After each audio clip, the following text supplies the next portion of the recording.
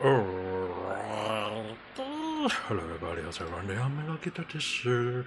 Alright, let's just say that tonight I am gonna play Genshin. Nothing much on Genshin to be said is one of I do want to highlight at least, considering that most of the things I did is kind of like mostly done. But tonight I am going to just do a little bit of aspiration and whatnot, and let's just say that tonight I will be using kind of a different theme. Normally I've been using like a Pacific theme, but tonight let's just say that tonight I'm gonna use our DF theme, just to like testing out along the line. What do you got? Which game? You say what do I got, and then you never say which game. So she's on holiday today. Right now I'm just gonna play Genshin for tonight. Let's just say that tonight. In Honkai Star Rail and can do throughout Avatar, are you referring to the new character or are you referring to Kara? If you got Kara, congratulations. Kara is a very good character to have in Honkai Star Rail. Alright, okay, in case anyone want to know how I get Adeline, I did a few pull off stream and I got her. So yeah, at least I got her. Like I will mention just a few poo. I'm not gonna show you how many poo because that's confidential. Alright, so tonight I'm just going to use a very specific theme. Let's just say that I'm gonna, because I feel like a lot of people like lately in Genshin Impact, right? They have been talking about, hey, there is not enough black, there is still can't join. Yes, obviously you still need to make sure make me trust you more. So yeah, let's just set things right. Tonight I am gonna use XinYan because I haven't like used XinYan for quite a while, considering that a lot of people tend to say that, oh, there is no like that skin color in Genshin Impact. Oh, the character must I find it funny that Liye got one black character and everyone forget about this character though. So let's just say that I'm gonna use XinYan for tonight because it's kind of funny that people always kind of like saying that, oh, XinYan is like it's kind of like very funny, like people say that, oh, every character in every Genshin was all the characters represent the country, but freaking hell, we got a dark skin color in Liye and everyone forget about XinYan, for God's sake. Paimon is emergency food, and I would just say she is. Imagine Paimon became a pretty powerful character in the game, and then you'll be like, do you still want to call that?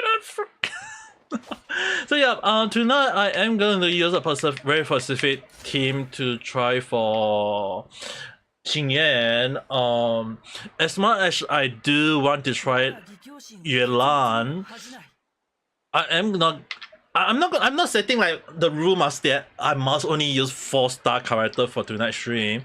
I am just using Pacific team that mesh well with her. At least that's I have to set that up. If not, people will be saying like, oh, you're just using character or whatever you want, just meant for it. Dude, there is a few team like most of the character I built is already mostly built. But it's just kind of like I'm building based on what I feel workable with XinYan along the line. Okay, so don't just go around and just jump say that, oh, I'm just using whichever character I think is correct. No, that's not the case. Okay. You got Kara. I will still say, even if you feel 50-50, Kara is good, alright. The funny thing is that I did a panel pull on Honkai Star Rail, and I got Kara weapon. So I built her weapon up. Now I got Kara with her weapon, and I'm yes. Normally, it's not easy to get it. What do I think about Chi Chi? Chi Chi is a cute little zombie that do a lot of healing and damage though. If you know how to use her very well, she can heal your team while doing the damage at pretty much a lot though. Will I use Chi-Chi? Kana. I want to use Chi-Chi Kana. Do I want to use Chi-Chi for this team? Nah. Let's try a different let's see what can I place XinYan with. Because I'm using XinYan. XinYan got a position, like there's a lot of team to build for XinYan. So I need to think carefully about Pacific team for tonight's stream though. I haven't think about most of the team though. I mean, like, I'm still kind of like trying around, see like which character seem to work well, which character not work well along the line. You celebrate by eating matcha ice cream with red bean because tomorrow is Saturday. Oh, today is National Day in Singapore apparently. Yeah, I will say one thing. I never celebrate it. They say in Singapore it's like National Day, and I'm like, it's just another long day in Singapore. Just a normal day to me. Don't care. I feel so bad for not celebrating because it's like, in my household we don't really celebrate National Day though. it's like we just stay at home, don't do anything, and that's what it is. Okay. All right. I think I'll use Baizu as my healer later on, but a Pacific. Let's use Shiori as a Gion in the team. And the last one, I want to have a healer. I want to have a healer. To have a proper healer at least. That Benny Boy cannot. I did say to Baizu. Let's go with Baizu cannot.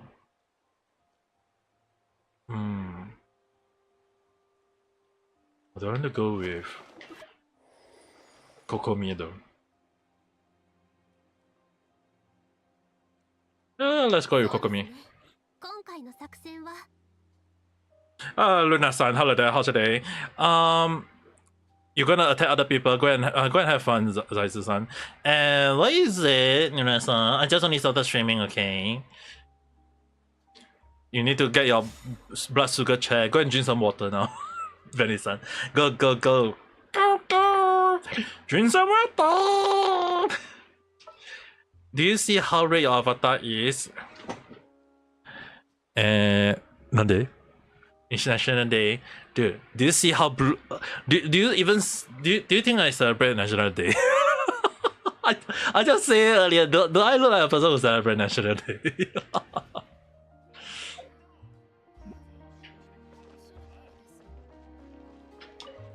I don't even go out today. Like seriously, I didn't. I just stay at home, do nothing. In case anyone want to know, I did not fully build XinYan to like as much as you guys think. Like seriously, not really that much, but I am just gonna try out this. Let's just try her out and see how it will work. If it works good, good. If it doesn't work well, doesn't matter. Let's just. Come on, at least play National Day song. No, I'm not gonna play National Day song. Copyright, okay. Copyright issue. Copyright issue, not gonna play that.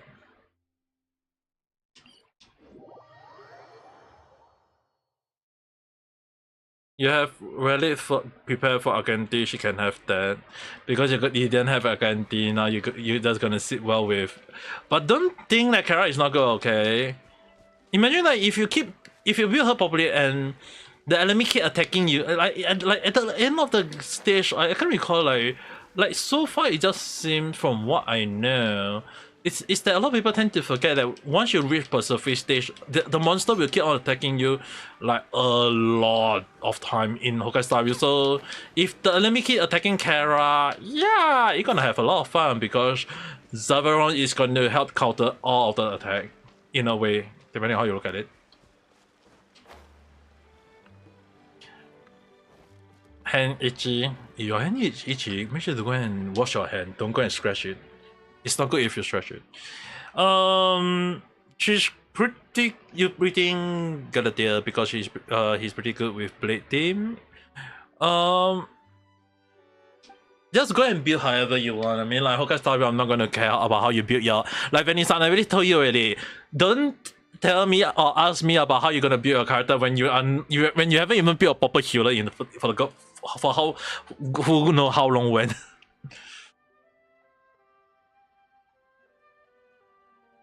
You don't mean at Ichi? Dude, then how about you go and wash your hand in the limited way of like get yourself not thinking about this kind of thing. They're both leading. I haven't even finished the whole damn quest in this Shimulan car quest along the line though. So tonight I'm going to do this. You got touch. Do I touch grass?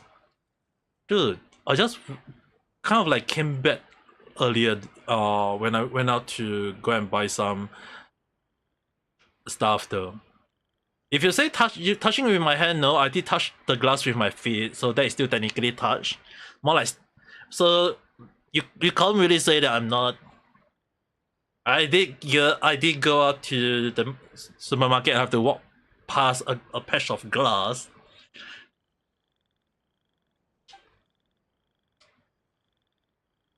No, feet still count because what define touching? Is it like sometimes is it just only because your hand you touch it? So if your feet feel it, does it not consider touching in a way? So to me, I'm consider it as touching though. You say no. So imagine like, okay, so if you say that's not the case, so if a person touch you with their feet, that's not considered touching, right? You I would just say that I'm kicking you or I'm stepping on you. Is that how you can't say that? Oh, you touch me with your feet. Like you cannot. If this one if Lin and the others say that if they touch you with their feet, you can't use the word. Oh, you're touching me. Okay. I wear shoes. I wear slippers. Okay, so I literally my feet still end up touching it.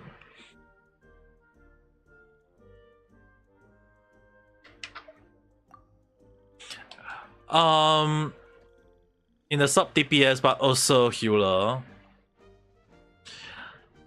I'm not sure how you're gonna build your proper healer, because to me, right, a proper healer character is like Ho-Ho, it's like Ho-Ho, Locha, Natasha, Bailu, or Lynch along the line. So when you can say that, oh, I'm gonna build a character healer, kind of like healer along the line, but are you sure about that? You will say that I'm molesting you with my stinky feet. Molesting is basically touching your private part, but if I touching your feet with my feet, is that so if I touch your feet with my feet, I'm gonna say that I'm gonna step on you with my feet, okay? you can't say I'm molesting you or whatsoever. I'm just saying, oh, it's an accidentally touch. And then if you say yes, then it mean that you're admitting that me touching you along the line then. But no, I'm not gonna touch you, young Lele.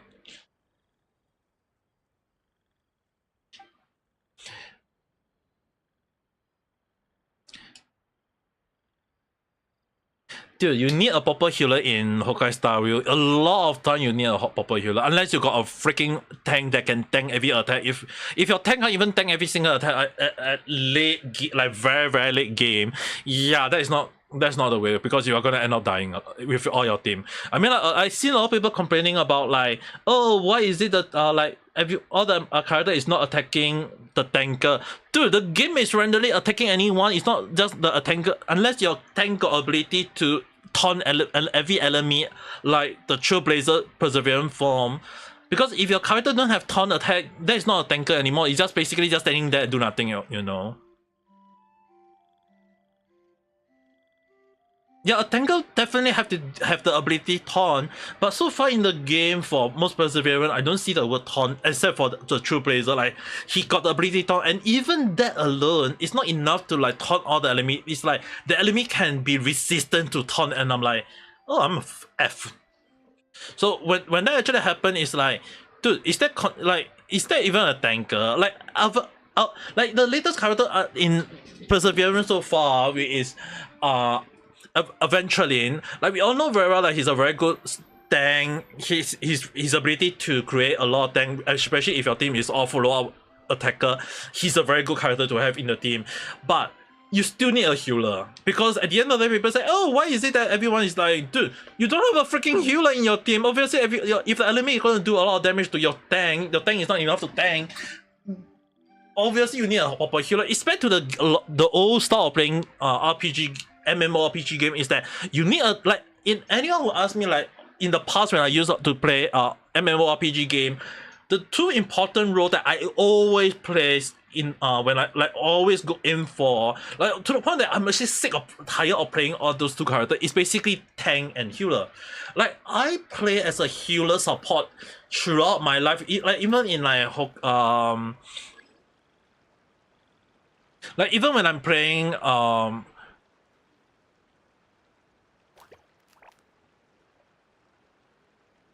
dude, I haven't even pressed anything though. So yeah, like I haven't even okay. Basically, like, let me just say properly. It's like you need like, even if you're a tanker, if you don't have enough potion, HP potion to heal out your team, you or anyone to heal you, you're gonna die. You're just a walking zombie waiting, a walking tank just waiting to be dying at the end of the day. And then I always end up playing healer, because my team loved, all my friends who play MMORPG game love to go for attacker. It's like, oh, the attacker is the most cool. You see the attack, you see everything is damn cool. It's like everyone use the freaking, no one love to use a healer. And when I play the healer, and then people say, oh, we need a tanker, we need character to taunt the enemy along the line. Like, what the heck? Like, I play Guild War, I play MMORPG, I play a lot of old game though. Like there is the Maple Story, that one is the most easier way. Maple Story, and then there is the Perfect World 1, there is Perfect World 2, there is Terra Online, there is Guild War, there is the Warcraft online version. There is also the which game was it again? I played so many MMORPG games too. Like, I used to play a lot of the olden MMORPG games, to the point that I'm sick and tired of those games though. Do Blade need support? Yes. Dude, every character, like every hyper carry in the game need a freaking support though. I'm not saying like Blade need to have a healer support. It's just that if you want to make Blade even stronger, you need to have a support that can help to bring up the damage of his. If not, he's just doing. I mean, like, shirts. You can see someone, like, you see someone online using Blade, but the thing is, right? They show using Blade. Are they C1 or are they CE0 or are they E6? If their Blade is a freaking character with his signature like clone and his maximum addition, then they're just kind of like showing to everyone that he's nothing, because a character that can go all the way to E6, he is overpowered. I mean, like, look at my Alakino, like, she is only at C3 and she is already overpowered. It's the same thing for any other character. Once you get them to a specific, like all the way to C6 or E6 or whatever says, they are considered OP already. But they still need support.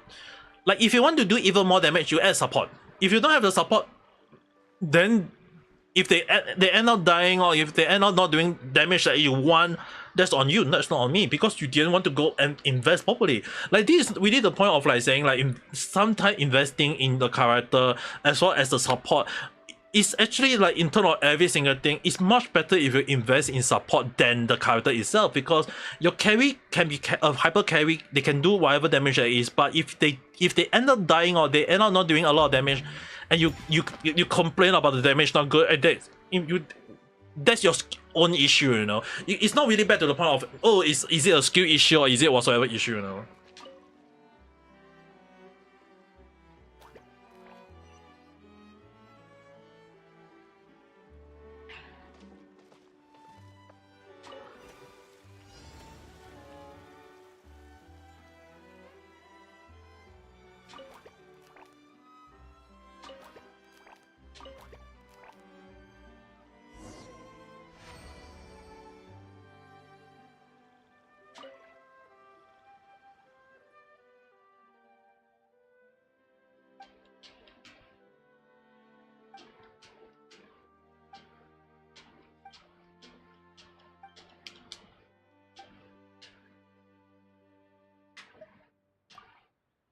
Dublé and Jeju combine good team. That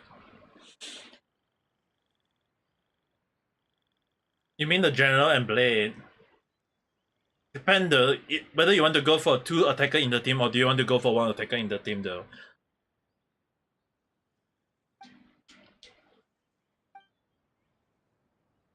If you want to go for double attacker in the team, then you need to have at least 1 tanker and 1 healer though. Jeju is technically a healer, you know. But I wouldn't say he's best with him though.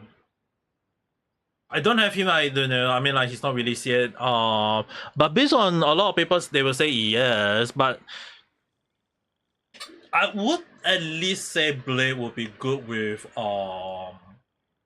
So far at the moment, I would definitely say XinYan as well as which character was the other one that is also good with him?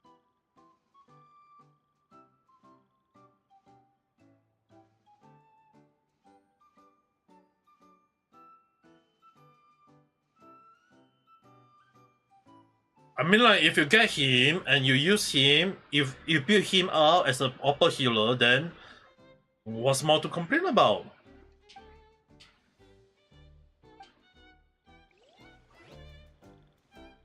He's a handsome slap for. I don't think I don't think I will get him though. I'm more inclined on the thoughts after him.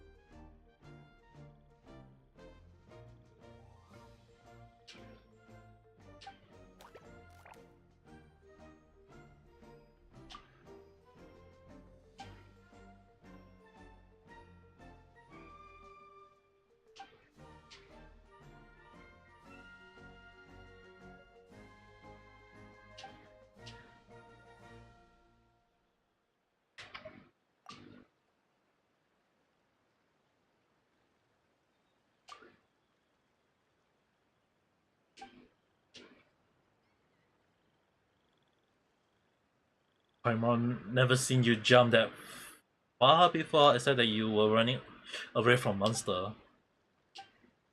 In that case, you do well to ask our champion over there for some advice. Partially as you are the champion. I'll be the judge of that. Thank you very much. The content is meant to pick the best of us, the most skilled jumper, to go save our princess. The matter of, and he's the very best of what you know this all. So he really that impressive. But we hear a lot of that but the best. He easily bounced all the way across 12 lotus leaf and land on the 13th. And he lands so lightly that the dew upon the leaf would not be disturbed.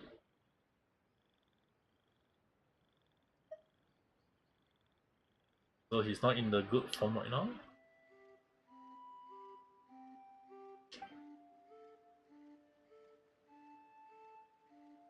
You need Sparkle more. XinYan used a lot of skill point for his follow-up attack. It depends though. Yeah, I mean, like, Sparkle is very very good for a lot of team. At least I would say that. But if you're talking about, like, I mean, like, no matter how you look at Honkai Star Rail, right? When you think about, like, a lot of support characters, Sparkle is one of the best one because in a lot of time when most of your character are using, like, the skill point, and you only have, like, a specific limited amount of skill point per round, obviously you're gonna make sure that you have a support that can bring that back, and Sparkle is really one of the characters that can do that. But the most problematic thing about Sparkle is that you need to build her not as full support. You're just basically using her as a skill point return. So it's kind of like depends on how you build her though. she is not really the attacker in the team. She is just meant to support. Like one thing I like about Hoka's story is like kind of like showing like when you build a support character, it meant to be a support, or when you build a hyper carry, it's really meant as a hyper carry. The only so far the team that I like that balance everything out without actually like support or whatsoever is basically Black Swan, Kefa, May with a Charion as well as Ho-Ho. I mean like you can also set you can kind of like swap Ho-Ho out for Adventure Lane if you need a tanker along the line and it still work though.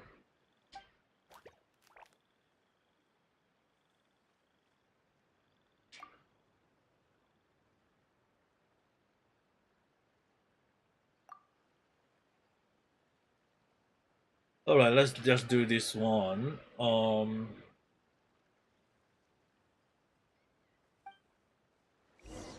The soft approach and the hard approach, and we need to find. How the hell am I going? Oh, that is freaking damn high though.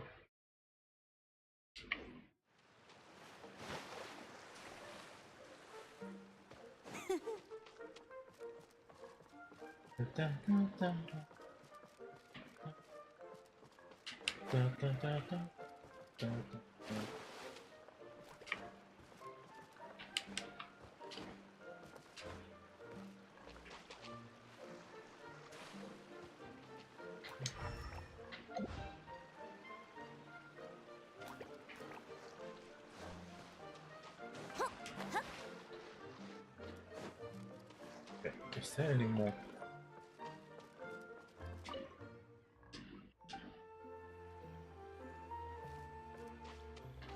Oh, so that is the way I need to go. I was like wondering how am I gonna reach to the top though?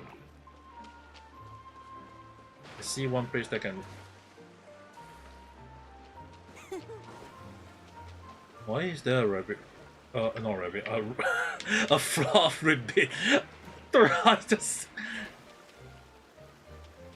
I mean, why is there a frog on in the middle of nowhere? Okay, let's just go here.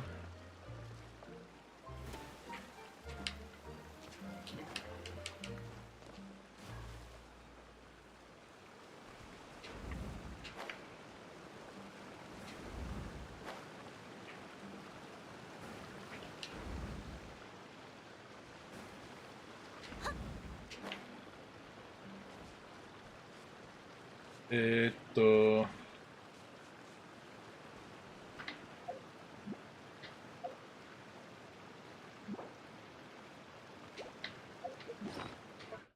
camera is gone. I need the this one. Does this? I think that's it.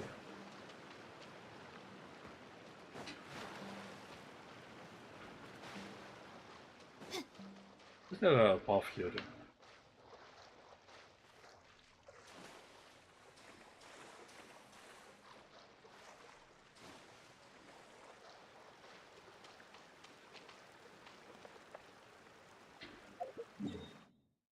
Where the hell is this path lead to? I think there's anything here, but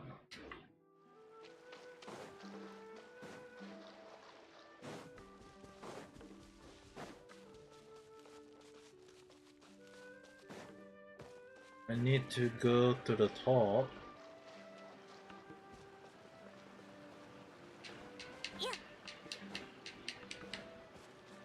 In case anyone want to unsure, right? When you use XinYan, the one good thing about XinYan is that when you use her and jump a bit, she will sometimes have a drum make a noise though. Oh, war salami is over then. That's the opposite, in fact.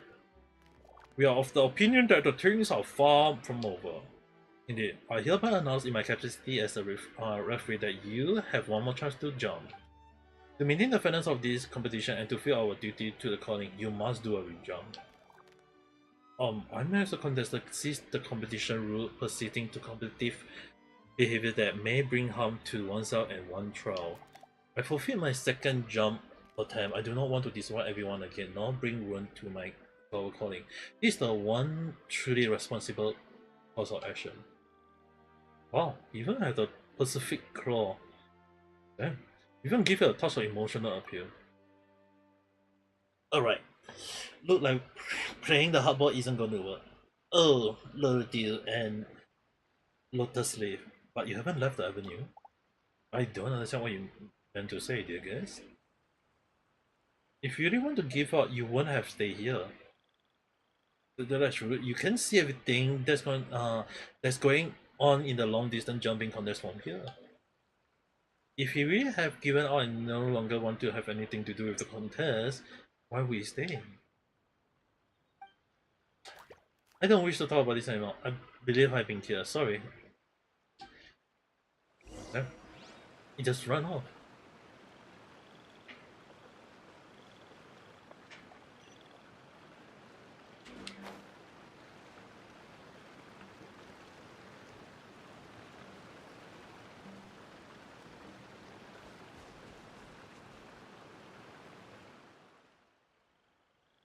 So tiring.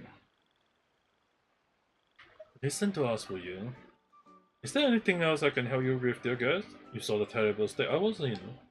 Tell me, I mostly knew that you were going to say the moment I saw you arriving. My answer is no, and so it will always be. Like my uncle, they are not uncle that can carry such a heavy burden, not one that can save the princess. They look pretty sturdy. But I made a mistake. No, I have been making mistakes all along. I'm sorry too, but I cannot continue competing.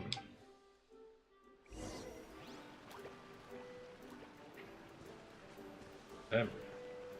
Really jumping away that fast?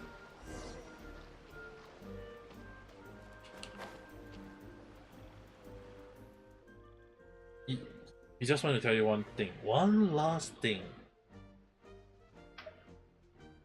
All frog make mistake. Good guys, you do not understand. I initially believed that mistake would be a drop of dew that fall onto our head. Nothing could truly knock a froggy down. But I was wrong. Perhaps there would never be a drop, but rather more akin to rot at the bottom of the pool. Winter would start to the waterbed, into the waterbed, or a vast hidden within the mud. We can overlook them, bury them, stare over them, or pretend they don't exist. But they will not rest, my friend. They will await their opportunity for a chance to come back to bite you. Please go and let me go too. And nothing but a mere lotus head who have had all its seed removed. Even a light blade will search through that many hole in my heart and chill me to the bone. I cannot take this great burden. This is the voice of my heart. I have let all fall down, including myself. You still have a retry, you know? Yeah, you have another chance to prove yourself. I don't know which to taste the bitter pain of failure once more. My heart and my legs and heart cannot. Whoa. This little leaf is moving all of a sudden. What's going on? What? But it should have been fit in place. No, it's moving forward. Please stay firm, dear guest. I will steer it best as I can.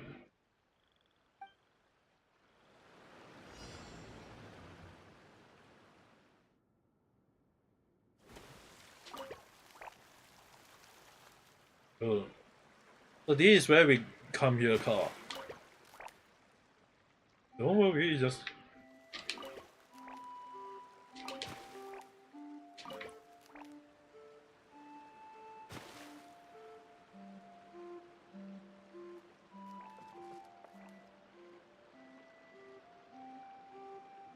Just...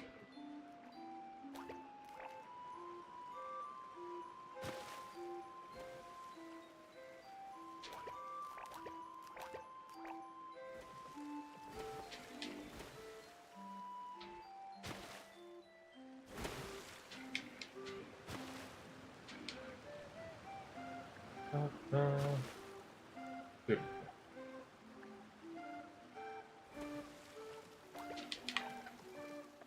Oh, I don't need to.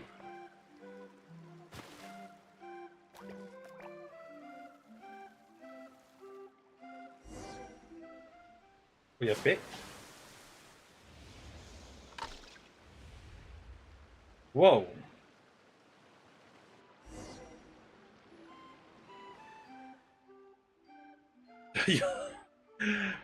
He sees the opportunity for a retreat and a speculate. Damn! He is a miracle. Without precision, he is the only paper float ever to lead across this. I knew you have it in you. I believe in you. The lotus leaf that suddenly stopped moving. That was your dream, wasn't it? It was something that Mr. Horrello and I come up with together. I apologize, dear guest, for hiding this with you. Well, it was certainly a sad thing. Alright then, now that everyone has witnessed your great deed, you're never gonna have any reason to reject the Victor crown. It was a coincidence, a meager bond of circumference, just one field leap. It was only with the aid of those two guests that I was able to do it at all. I'll be honest, we were just having fun drifting alongside you. Exactly, you were just watching from the sideline. That huge jump was all you. Still, our work wasn't in vain. Right? You will have been ways to stand by and watch such a brilliant thought give up like that. You love it so much and you train so hard for so long, it would be awful if you just give it up. Just glad that you didn't actually give up. Ah, Onagus. Truly, your heart is purer than the first drop of morning dew. I am sorry, my friend, to have done you such an injustice. You should have been the winner of that match. Oh, come on, you proved that you were the best of us, do you not? Please, listen to me. We have many competitions ahead of us, and I gladly compete with you 100, 1,000 times more. But this time, we must put our best foot forward to thrash the princess. That's our calling, and the future Ring Song will rest upon it. Such there is no room for error. Do you understand me? I do. Good, Brother Bell. That's wonderful. Well, this all seems to have all turned out great. We have ourselves a real champion now, don't we? About the princess of yours? Yeah. So, you say a bunch about this princess of yours, pressure this and best for that. Not everything ready, or do you actually know where the princess is? Of course, we are about to go and receive and rescue her, for she lives in a tower made of vine and giant tree. Only a braver, bolder, most jumpiest of all may evade the taunt and deep miss, leaping atop the tower to deviate the princess from her cage. Seems like a lot of pressure to be putting onto someone.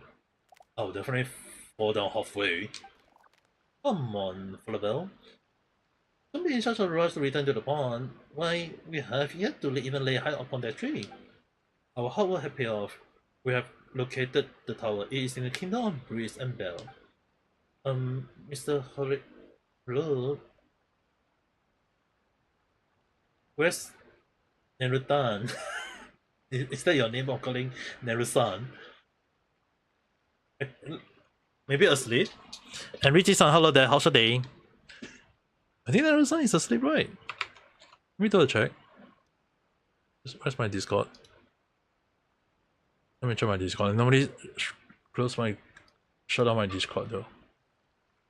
It not online, so I think it's asleep.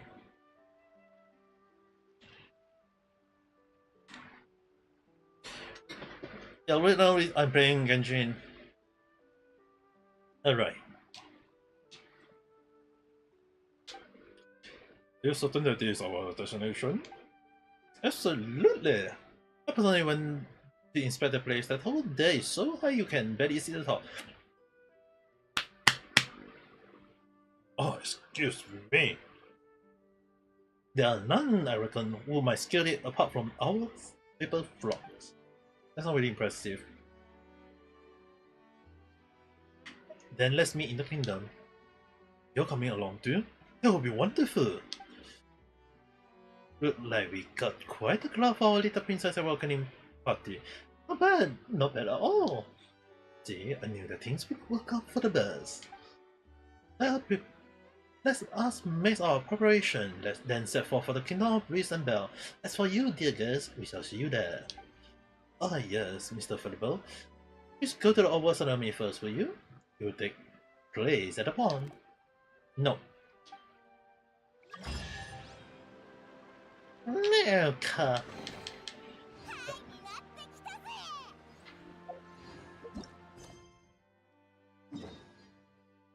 But then again, for blessing and bell. Dude, I feel like I've been transported to who know where though.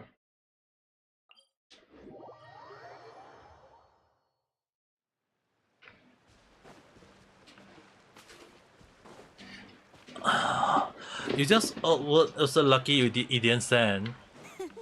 You didn't send what? Explain to me.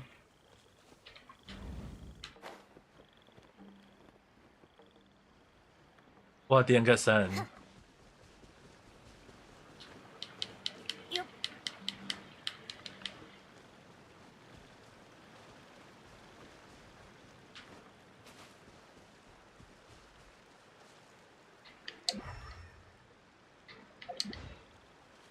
Like, is there hidden quests or stuff here that you might have missed along the line?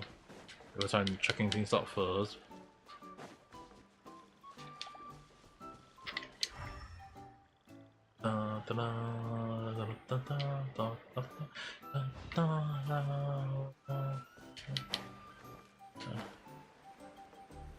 Alright.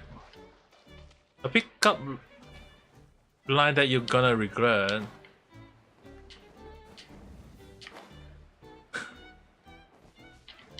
Just silly die. What pickup line?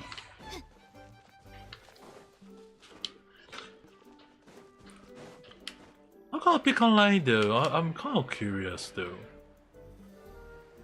I know I'm weak to pick up line, but dude, I'm curious about it now.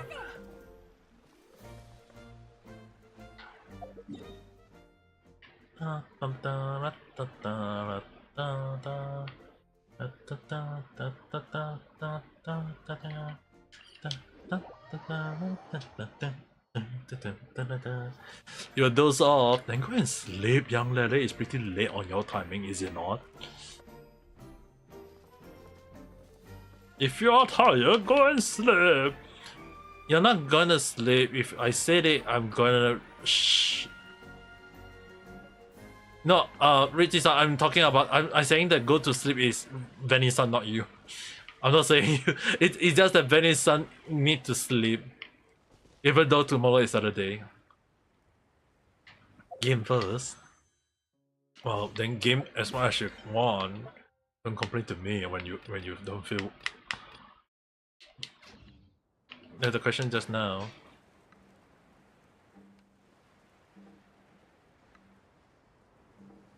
You're gonna shut up about. Don't tell me you're sure you're gonna. Are you sure you want to keep quiet about the pickup line? Are you sure about that? Alright. Princess of the Forest and Forest of Blessing. Please wait a moment. This is a female voice. Please wait here for a moment. I will introduce the troll for you, as well as the few things that you will need to watch out for. Wow, Her Highness sure is a decisive decision maker, huh? Yes, there's a true princess for you.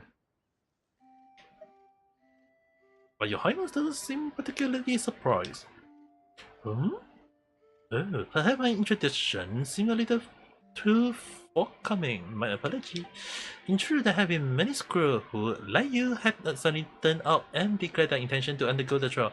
So I'm actually accustomed to receiving such candidates. At least, there were many before that dragon attacked the kingdom.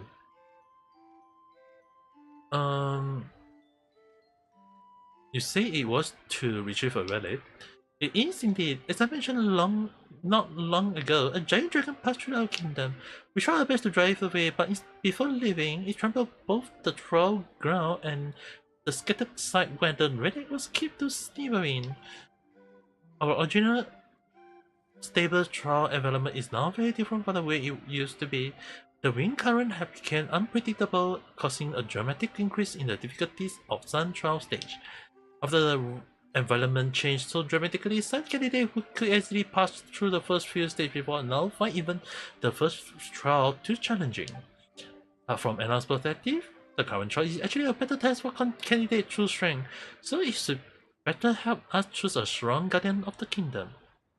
I'm pretty strong. Want to do a politic a bit? Well, if just do whatever you want then when it's on. Wouldn't it be good if you can play me then the girl in the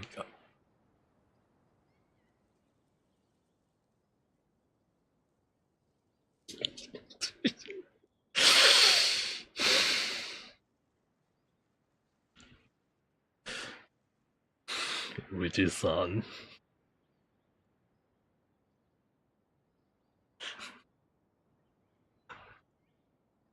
No,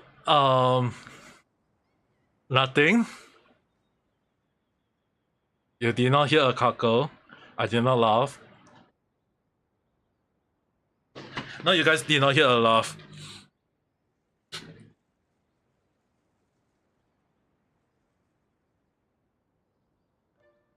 No, that was not caught in 4K, okay? Even on YouTube, basically people, I don't think people will hear that. I did not laugh. I did not.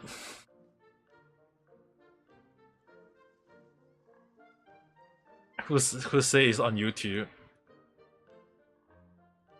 You say you're recording it, is it not on YouTube? Are you it can't be that you record it on reality though.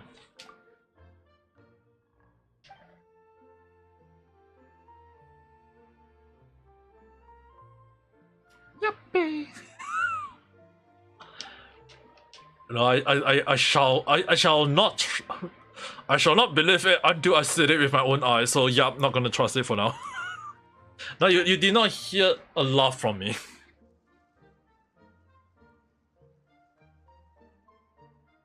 Dude, all you just say was a lie, indicating that wouldn't it be good if you can play me than girls in the game along the line?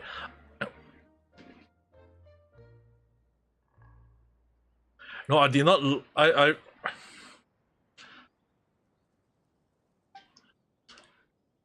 One thing though, not me.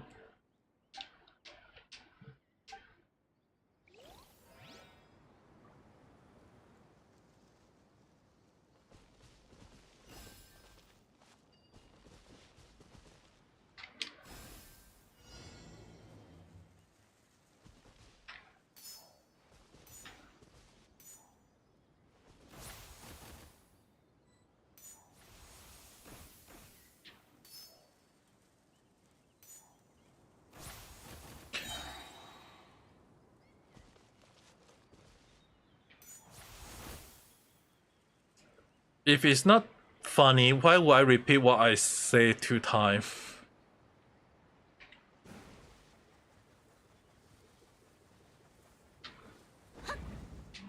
I don't know what you're saying.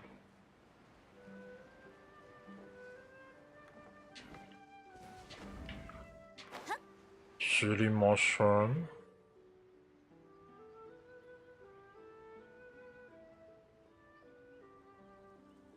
So you can't hear as funny.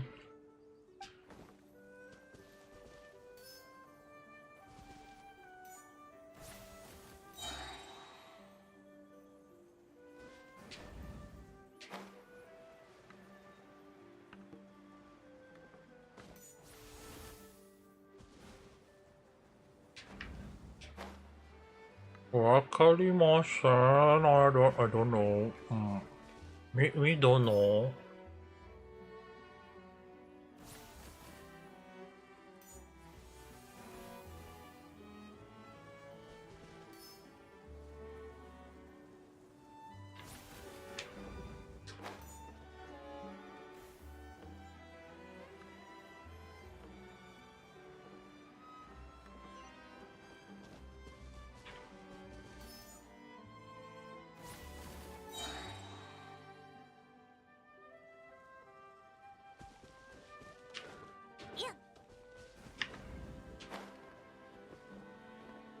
No, I don't know.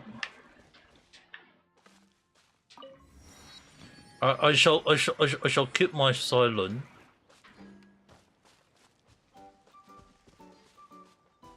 I have my right to be remiss. If they not just eat a dune.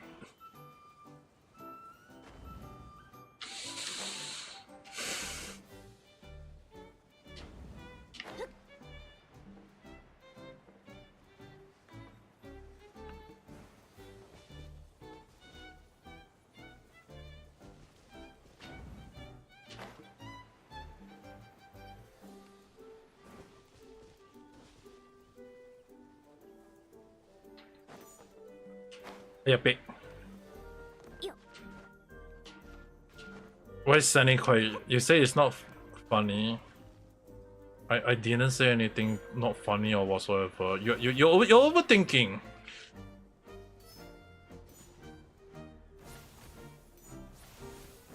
Yeah, you're definitely overthinking.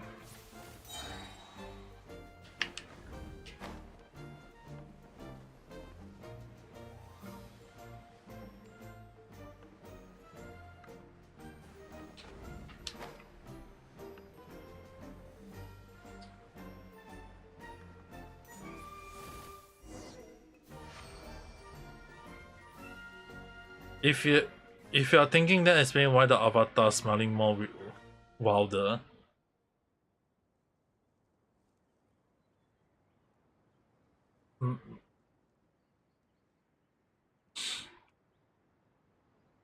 No, I'm not going to say like you say do not know. You can just say do not know. Why do you have to say do not know? What do you mean by do not know? This is not even November yet, for God's sake. Do you purposely put it that way?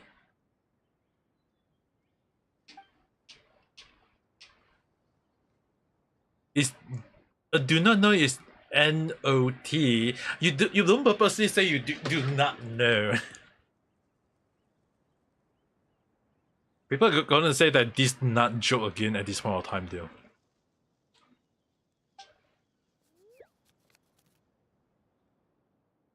I remember voice, but not live.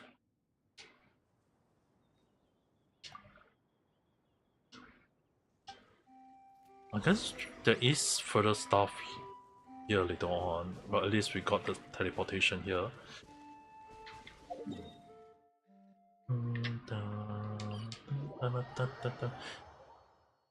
Are you sure you misspelled it not intentionally? Untuk kana.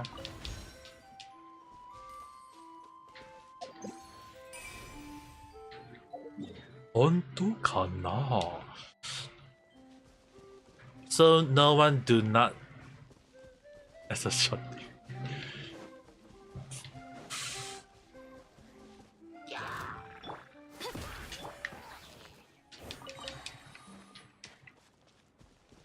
It just got one shot. What the heck?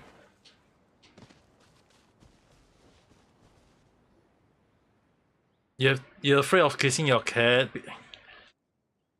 Do you have to kiss your cat? I mean, like, you can just give it a...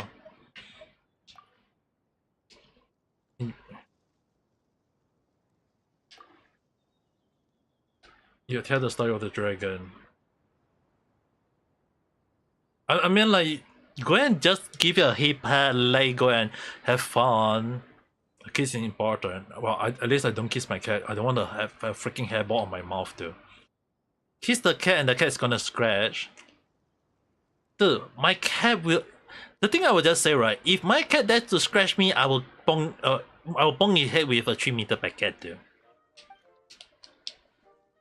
But even do now that I can't find it funny is that lately I don't know why, my cat have been coming to my room to either want to sleep on my bed because my bed is not a freaking king size bed.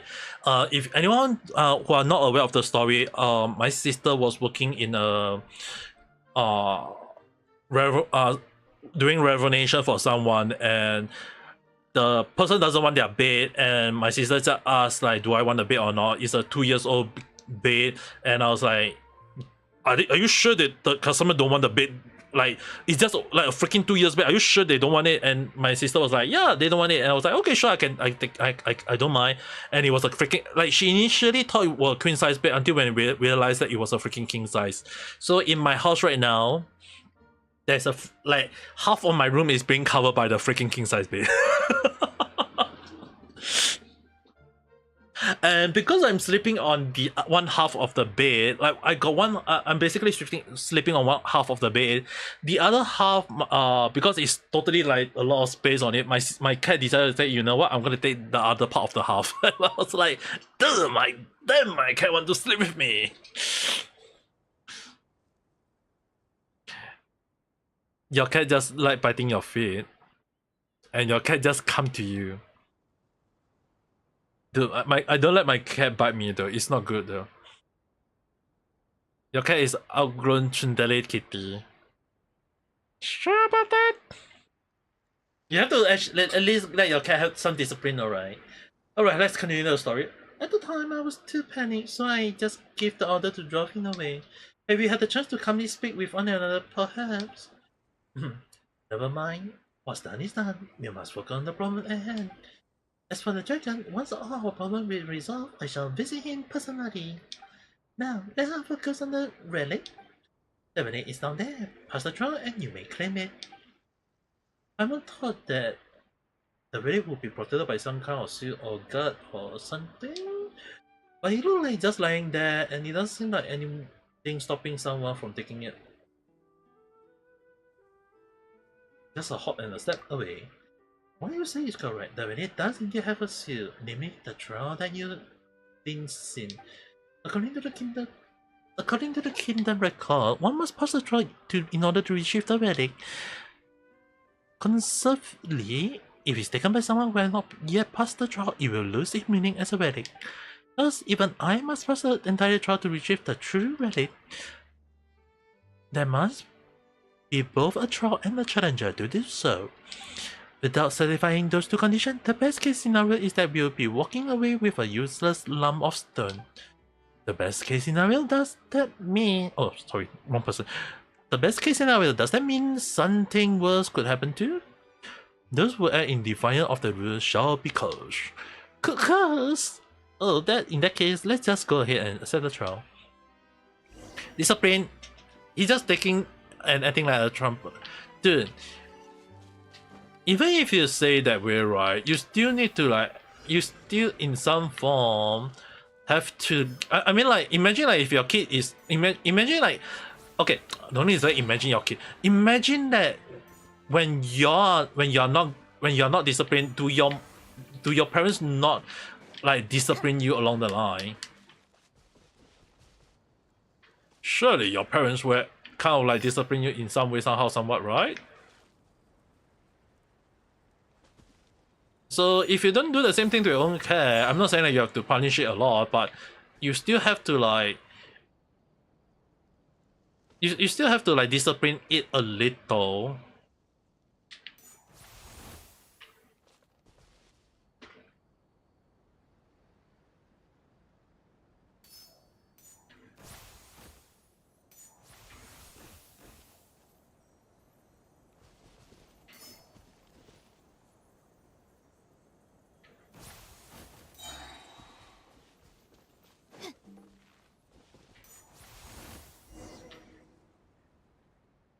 Your parents like your cat how he is, and he's also like waiting for you to come home. Well, at least that's something.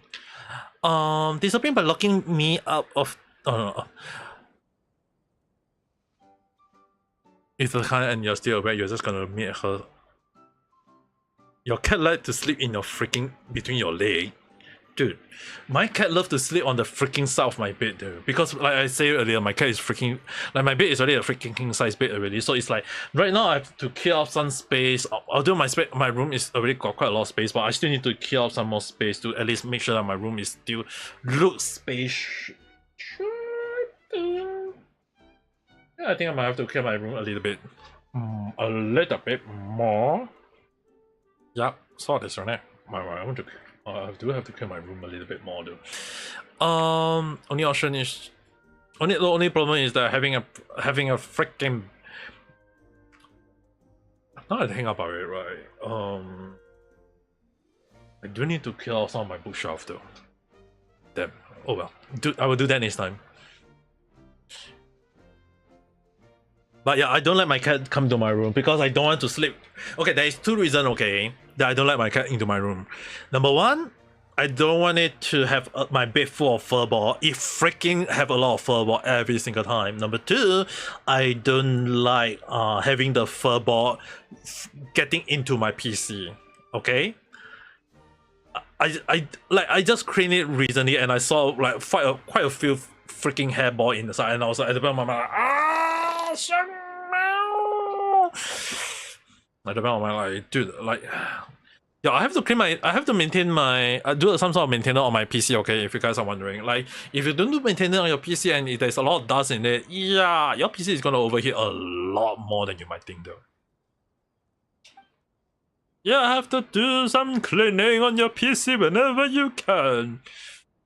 If you don't do that, it's not gonna be good. It's gonna be cause a lot of problem.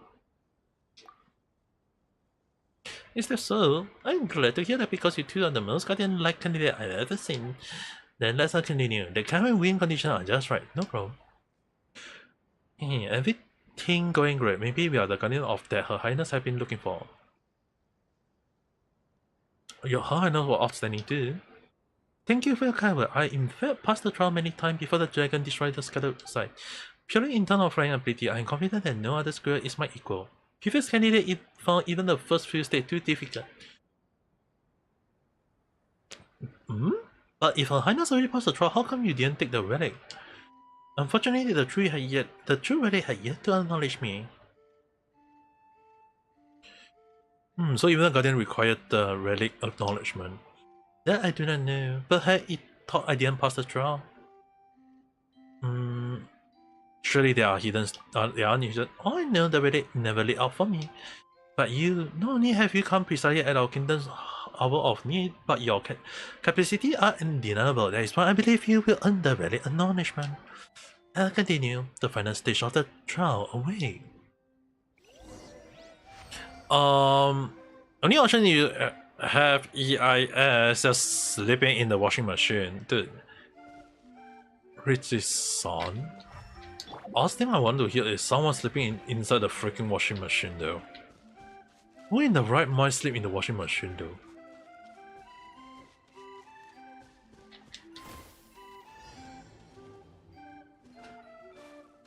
Like, seriously.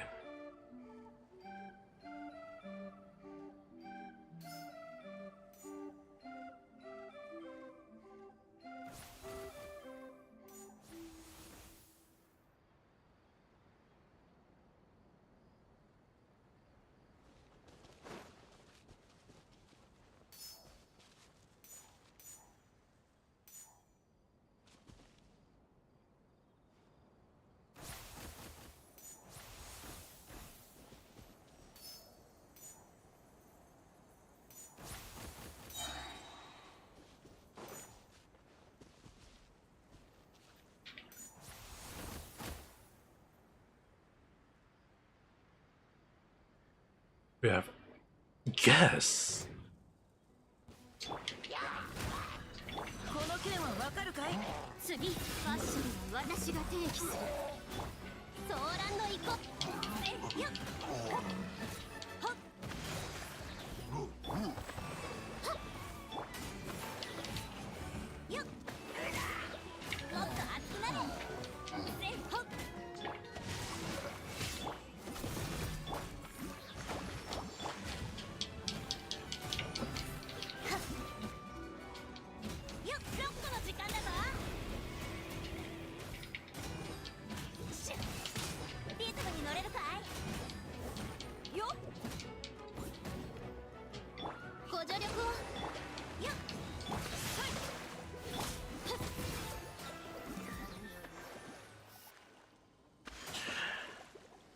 You're gonna sleep? You had not grinding? Okay, make sure to go and sleep well when it's on.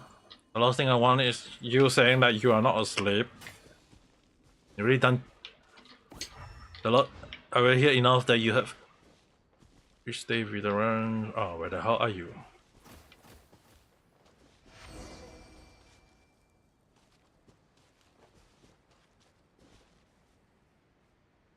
Oh, is that the one? So is the relic we must that used to acknowledge the new guardian? There's only cave on it, like a line of text maybe. Let Paimon take a closer look.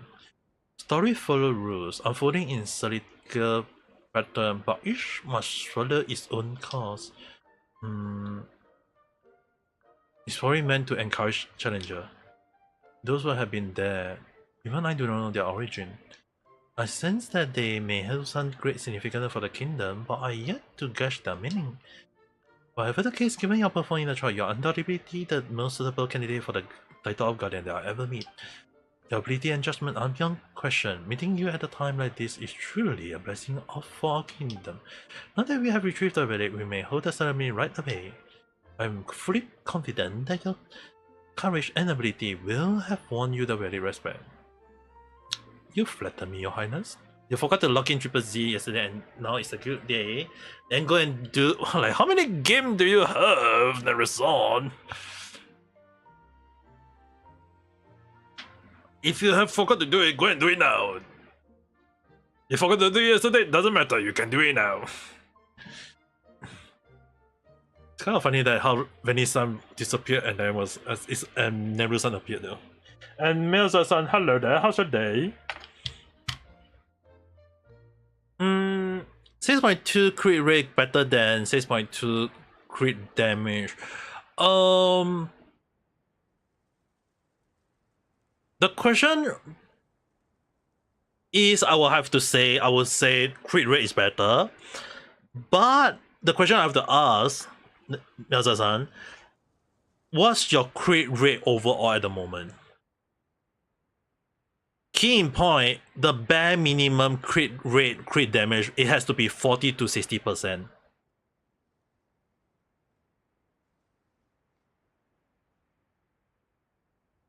I know some people keep it around 30%, but you have to check. For Foreigner, she need at least crit rate around 40 to 60%. 40 to 50 if you have the fishing weapon. If you got fishing weapon, the one in Montage, right? Like not in Montage, the one in Fontage. The one in Fontage, when you got the fishing weapon, right? You can go 40. It's more than enough at 40. But if so in it's really kind of like depend on how much you have though. 59.8, almost 60%. I think that's more than enough. You can go for crit damage though.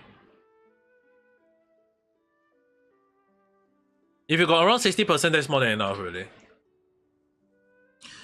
Just one, and you forgot because you have to draw. Nemurenai, if it's just only one day, I think it's fine though. Don't take it as a bad thing. I mean, like it's just one day. It's not like one day you're gonna unless you're saying that one day you forgot about a deadline to submit for your homework, then that is a whole different story. But if it's just like one day in game, I think it's fine though. Gaming, you don't. I mean, the only issue is that don't let it be a thing where you play a game and if you kind of like, oh, I must play game every single day, you're tied down to it though. Sure, I'm sure I may be playing game on a daily basis, but I never really care too much. Like I just do log in, play a bit, spend a little bit. Like even like Nikkei, when you guys saw me play Nikkei, right? I try to do it as far as possible. The dailies only. If I got a free time, I play more. But if I don't have a free time, kill the dailies, F off. Don't care too much. Don't let it be a thing. Also, Melza, I hope that the one that I just answer your question, right? Does that answer your question earlier? I mean, like, yes. Okay, good enough. So yeah, my recommendation for Foreigner is that if you can get her free to play signature weapon, then go for it. The Fontaine fishing weapon, right? I'm gonna do fishing for Genshin one day. The fishing weapon, right, is really, really good for her though.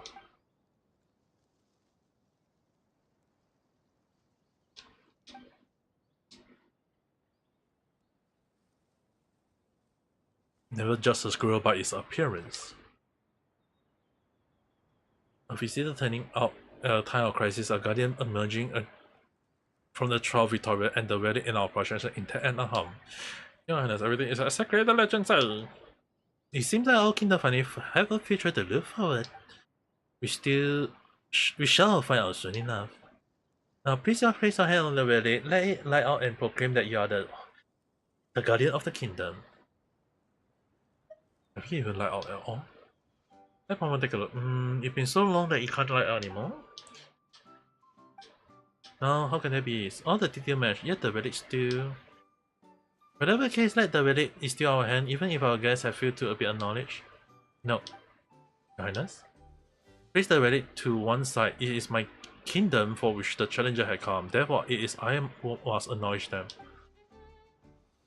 But no ruler of our kingdom had ever taken it upon themselves to acknowledge a guardian.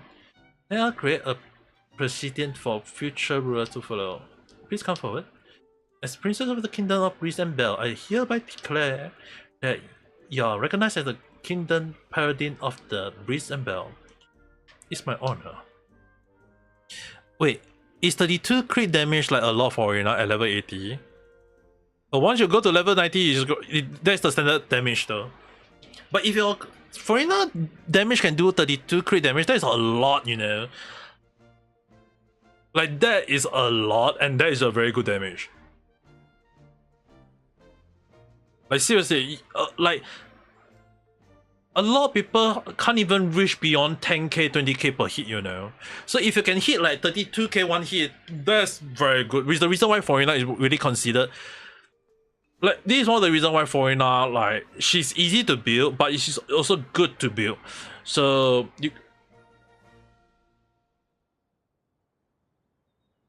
just depends on, like, some people build Foreigner with, like, HP hydro damage, HP or HP hydro damage, crit rate, and it's up to everyone. There's no really true actual way to build Foreigner, because it's either you want to build her full HP or you want to build her hydro damage. There's nothing wrong. You can build her as a sub DPS, she's still doing a lot of damage. If you build her as a HP, it's just basically she can do healing as well. There's really nothing wrong with building how you want to build Foreigner though. There's really like no actual way to build Foreigner in the actual from how I look at it. There's like HP or HP hydro damage HP or HP hydro damage crit rate, crit damage along the line. There's nothing wrong with it though. You retry what you did before sleep. You watch so many sport and take screen cap for reference. Now you forgot why you did that. Nemurenai, if you want to make sure, right? Like, normally I keep myself like what game I have on hand, right? Is that I always tend to like pull up a note, like a simple notepad, a memo, like once I wake up, right?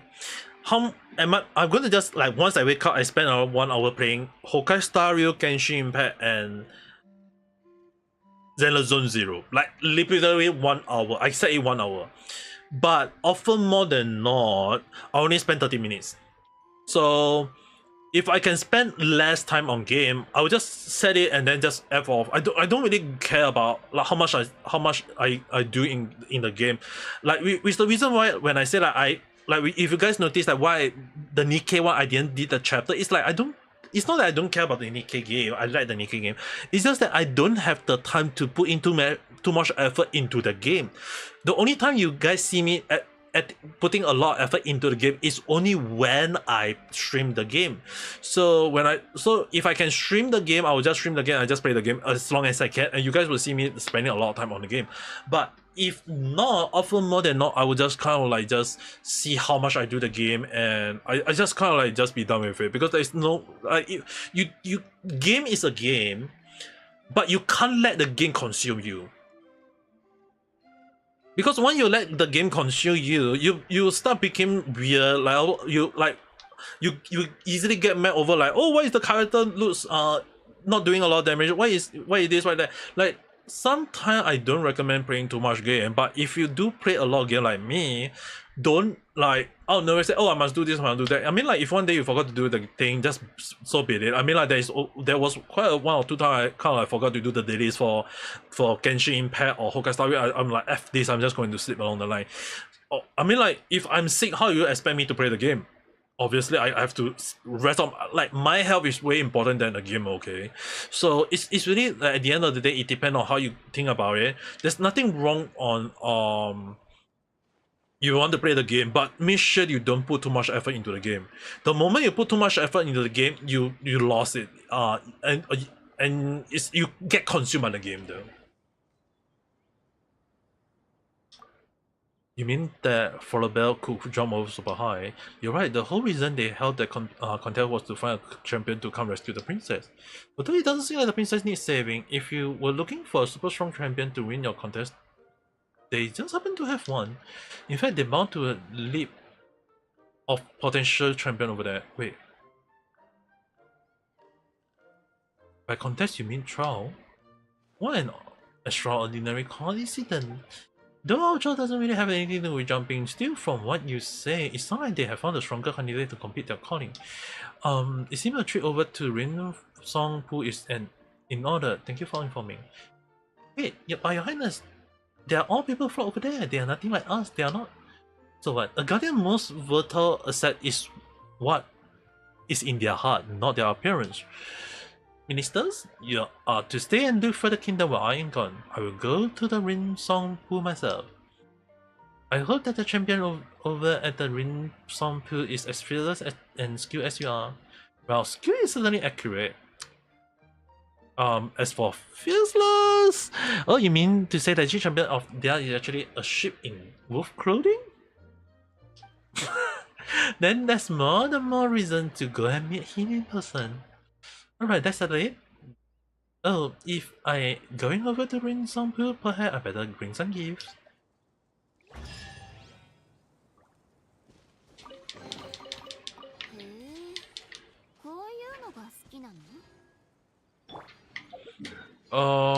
So I done the 2 quests and now...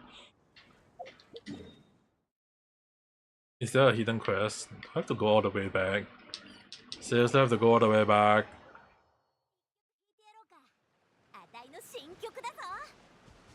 We should go forth. Oh god. Is he...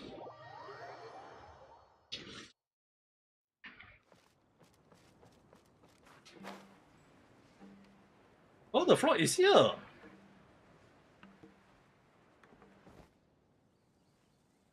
The floor and the princess. So, we are all completely stunned. Hmm? Oh, we are all here. Oh, it's you. Such a relief that you are come. Thank you for coming, my honorable paladin. We seems to have run into a rather particular problem. Oh no, don't tell me that the valley haven't acknowledged Mr. Featherbell either. If the problem was only that I haven't been acknowledged as guardian, that would actually be simpler. How to put this? Mr. Featherbell is indeed a champion jumper. That much is indisputable. But the trial he passed was Ring Song Pool jumping contest, and when he was acknowledged as champion, it was a committee that declared him so. It is true that Her Highness resides in the tall tower, and that in this kingdom does indeed have its own set of obstreperous trial. But she actually isn't trapped, much less need me to jump and rescue her. And those trials, no matter how good I was at jumping, I'm never able to pass them. They are undesigned for paper flop. The detail just didn't work out. What are we to do if we don't complete our calling? We keep talking about this calling in years, but you mentioned it too. What exactly is it? If you haven't found the guardian and princess you're looking for, why don't you keep just looking? Even if you don't find them right this instant, it's not like this place is gonna vanish into thin air. Our kingdom exists for its calling. It's also for the only way we can save it. Likewise, the resident of the Winsome who has sacrificed so much and are continuing to sacrifice for the princess who nowhere to be found. Generation after generation of champions had quietly aged away, all memory of their deed fading into oblivion. Mr. Hoyoverse has spoken of the brave one before. Weighed down by the burden of unrealistic ambition, they left with no other choice but to end their day in austerity. Such a fate is crueler than the fall of a kingdom. Hmm. We talked about this before, Philippa. You say that you're going to reconsider, and now we must have faith in our champion. If I was put on, if I was put on the lotus leaf and suddenly found myself drifting away with the current, I would have done my best to make sure it doesn't capsize in the middle of the river. No, I gave it a lotus head, Brenda. I will not. I cannot smear my duty. This had nothing to do with courage, Mr. Horrible. Just duty. Paimon knew our lotus head. Lotus. Lotus leaf roughing experience wasn't a complete waste of time. Spoken like a true champion.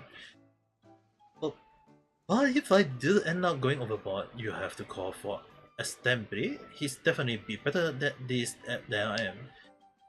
He's the real champion when it comes down to it, so why have I ended up being the one on the lotus leaf? Look like we still have to go roughing a few more time. You sure are one unique champion. No matter how hard you try, you will always convince you are going to fail. You really need not worry. After all, not only did you came here entirely of your own accord, but you have the courage to shoulder such a great responsibility. You're brave enough to make a choice and boldly follow through it. At least in my eyes, you are no less than any flying squirrel. Your Highness, thank you for your prayer and for your trust.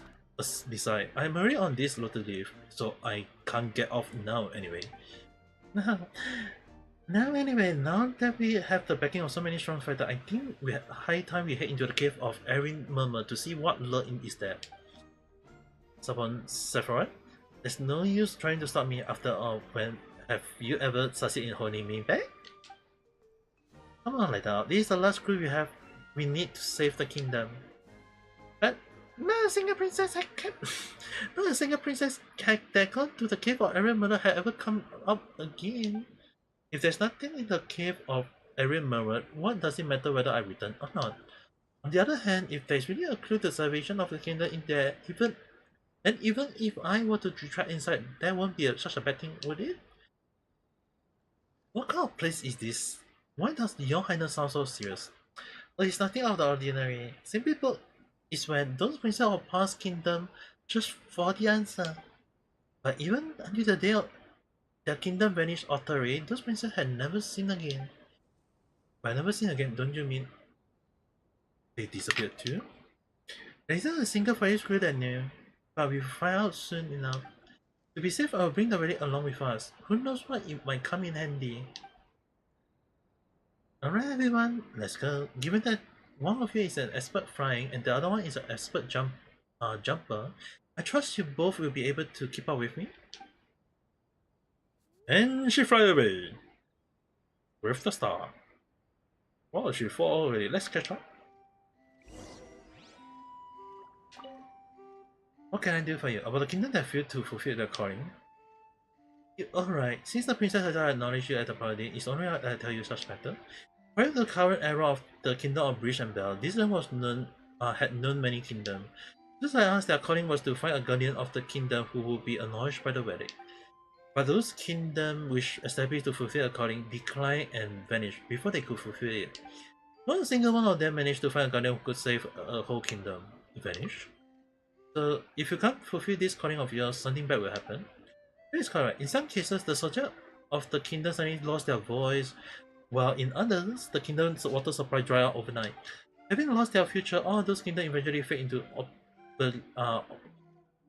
obsolete. If you cannot fulfill our calling, then this too will be our fate. In many cases, I wish you good luck.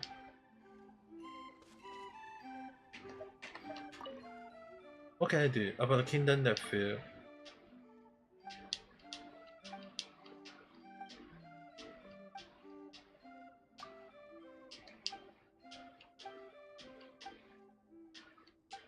Oh, it's two different squirrels speaking at the same time. Then for the flock, about the price pay.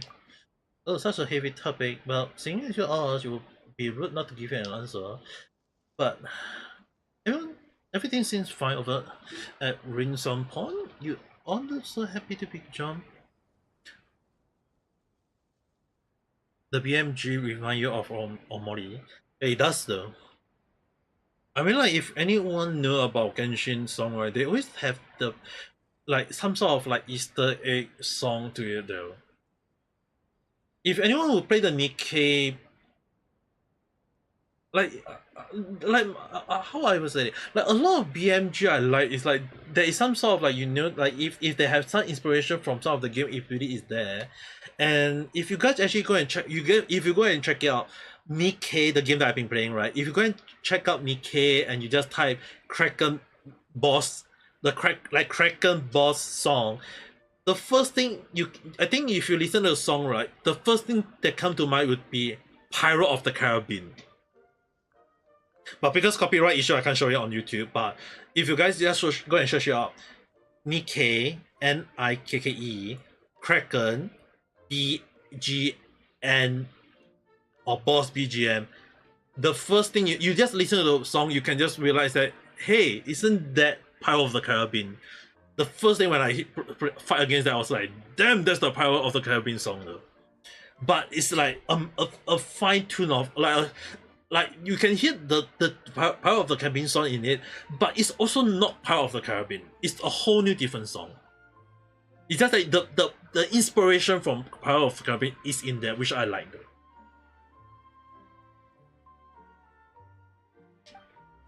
In one sentence, so the water of Rinsong Pond had never dried up, and the contest never been interrupted. Each community working tireless away, and each contestant training constantly, doing everything they can to be up to task of saving the princess someday. It made me don't like this.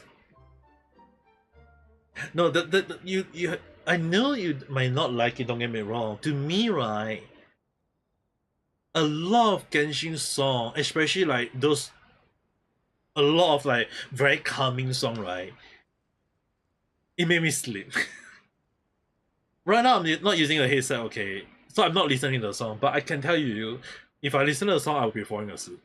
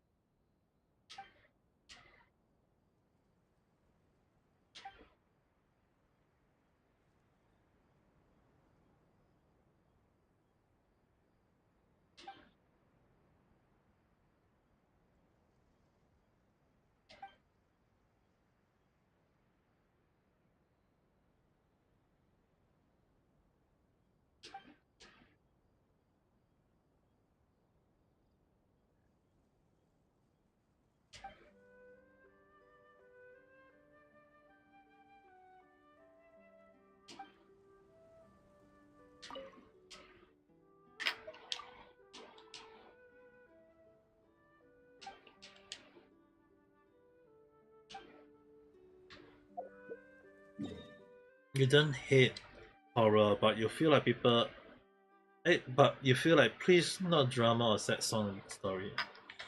So I feel like this is not the first time when I seen a lot of like sad story in games though.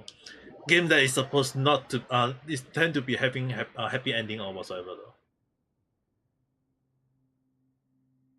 You know Princess that asked to the cave for rain before? I'm not sure she heard strange voice when you were there. Just to let you guys know, us people aren't very good at jumping in cave. Don't worry, my mom might have just been hearing stuff. I remember voice, but a voice is not live. Interaction is born of contradiction, and only interaction is dialogue. There it is again. Do not fear, those voices will not harm us. They are simply mirroring their own past. Are those princess voices? So both princess and prince, what they have in common is they are all voiced from Fallen Kingdom. They come in search of answer, but for nothing. All they could do was stay and lament their fate in vain. You must have been come here many times before. You're so great. You show great institution. As one would expect of a paladin, that is correct. I have come here often since my ascension. After all, compared to all the princess and prince from the past, there's nothing special about me at all. It was wishful thinking indeed for me to have imagined that miracle might suddenly happen and that I find our true king just of a true guardian just like that. As for the sake of my kingdom, I have to keep searching for a way to fulfill my calling. I could not simply stand by and watch it fade away. So I looked everywhere, but I found nothing. Finally, though I narrowed down my search to the cave of arid murmur. But because this cave had never been thoroughly investigated, and so as not to drive Sebel and Suffrage sick with worry, or cause their voice to go hoarse, I have never entered the cave itself. Now, for the future of the kingdom and all our aged champion, I have no choice but to go in. Don't be afraid, your highness. Not only do you have the super strong traveler and the champion jumper to back you up, but also the season floater Paimonty. No matter what happens, we'll make sure you stay safe, right? At your service.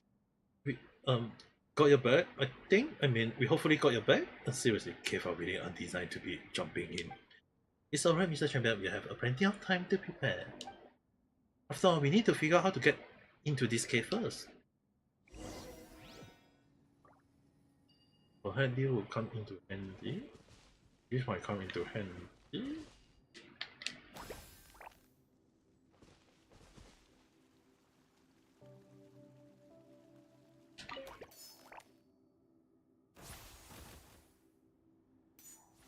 You do need two of them though.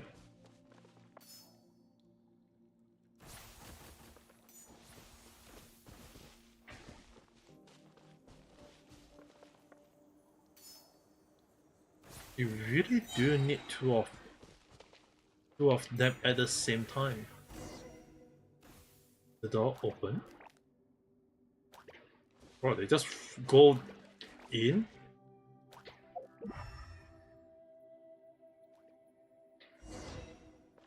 Without a damn care. It's so chilly here. Such rain. Simon just grabbed, we didn't see anything weird. Wait a second. What? That carve on the wall over there? It looked like a story. What it's about? After setting up the trial herself, the princess await her guardian within the kingdom. I think I recall this story from the kingdom's record. In the legend, it is said that despite the passing of much time, still there come no sign of a guardian, and it seems like the kingdom resource will soon run dry. The princess, whose name was Sereya, therefore made a decision. She let the kingdom people fall into a state slumber and seal off all the land except the tower, where she alone remained to await the coming of the guardian. What became of this princess? The guardian that she awaited never came. In the end, she is said to have gone into the cave of every murmur alone, then vanished from the world without a trace. It is true that this princess showed great courage, but I cannot say I agree with her approach. As I said it, by deciding to simply wait there while her people sleep in blissful ignorance, she consigned her kingdom to an unknown fate. Instead, she should have taken the initiative by calling upon her people to unite as one and seeking this guardian together. If she had done this, even all of their effort had turned out in vain, at least she would have known that she had done all she could. It's just the last I say, story follow rules, unfolding in sync, but each shall follow its own course. You haven't come to that yet.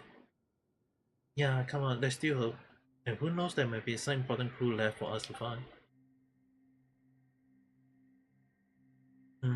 Forgive me, I seem to have gotten a little carried away. Anyway, let's keep searching. Looking around, it seems like we haven't completed the draw in the cave or arid murmur yet.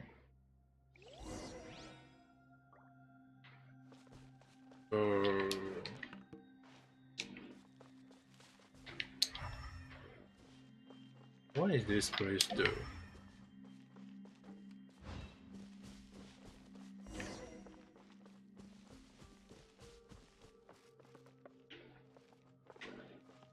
There's a lot of notes of piece of paper here though. Can we pick those out?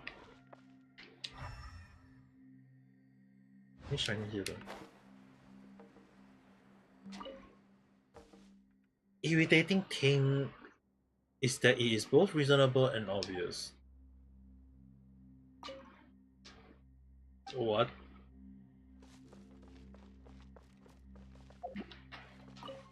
The system for saying goodbye is so glaringly obvious. The system for Wait, what?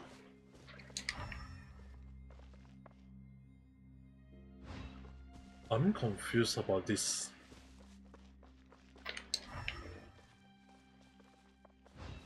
I'm really kind of like confused though. I have no idea what the hell was that. Anything on the wall? Doesn't seem I have any to see anything.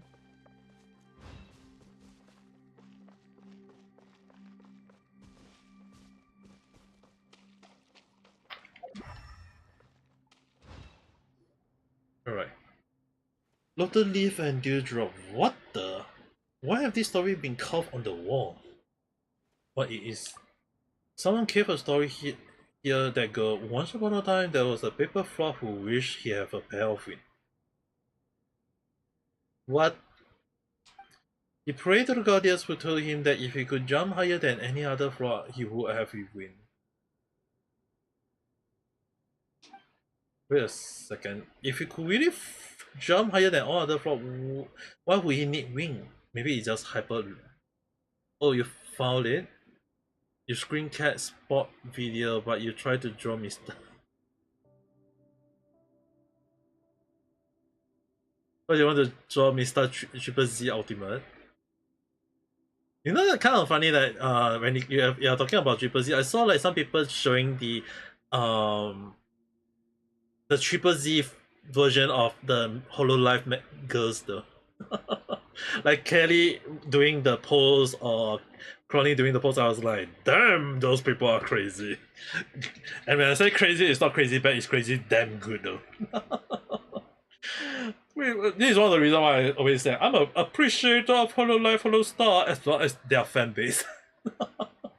You have to give credit to the fan base. I mean, like a fan base that can give a lot back to Hololive and spread the awareness of Hololive, Holostar. That's take a lot of effort though. It's just a hype. No, this champion name is actually recorded in the community register. This paper frog, whose name was Sibrelus, once won the championship 7 times in a row. No frog was his equal. His symbol was a pair of wings made of lotus leaf. So they dubbed him Wing Cerebrus. 7 times in a row. Paimon here, you won the champion many times in a row too. Me? Yes, I won it 7 times. And SMP 6. But I'm no match for this champion. Back in those days, they have to figure it out themselves without any experience to go on. In my generation of flawed that have jumped higher than others is merely by jumping out from the soldier of giants. There he go again, putting himself down as usual. What happened to that champion? This I do not know. According to the community record, in the last jumping contest he ever took place in, he came second. So that means, indeed it does. Given that he no longer feel up to the task of recording with rescuing the princess, he announced his retirement there and then. He told his friend that the jumping contest no longer had any meaning for him, and that unless he rediscovered the meaning someday, he would never again compete. From that forth, not once was his name ever mentioned in the record of Rin Song pool. So just like those prince and princess, there was a point in time when this champion simply vanished from the world. That's right. All in all, this story really doesn't seem like a promising omen. Hold on a second, the last line also says, story follows rule, unfolding in circular, but each must follow its own course. Why does this line keep reappearing? We better complete the rest of the trial first. Yes, you're right, let's focus on the puzzle before us. Yeah, either be like, he used his bamboo as a volleyball inspired.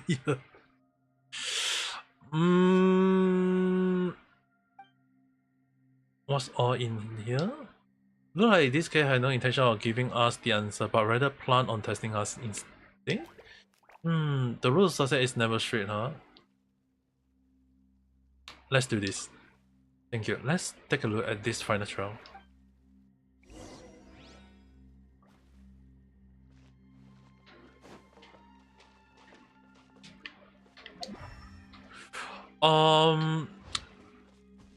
Instead of like using that,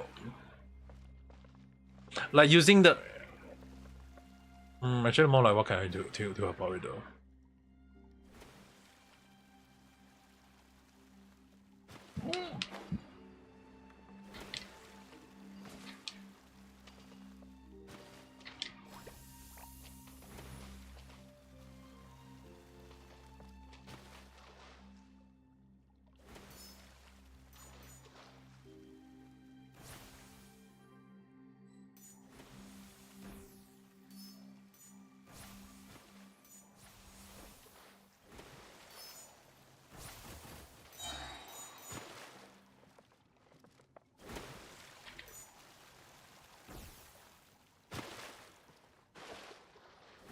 Oh wait.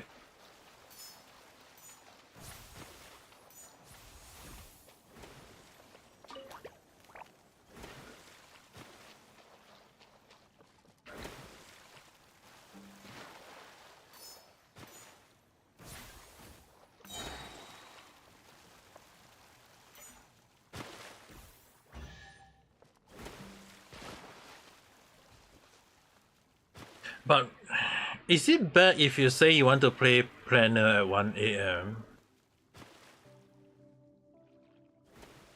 I wouldn't say it's bad, but reason why planner though? can I have an understanding of why planner? Like, is that a reason for planner? Using bamboo as volleyball.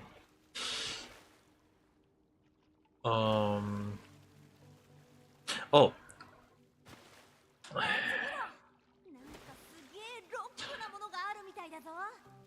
How about, okay, Nemu-san, how about you, instead of using the bamboo as a volleyball, maybe like the bamboo is wearing some sort of body armor that got spike on it, but Mr. can actually, like, at least when you do hit him like a volleyball, at least it's not going to hurt him because at least he got some sort of protection on it along the line.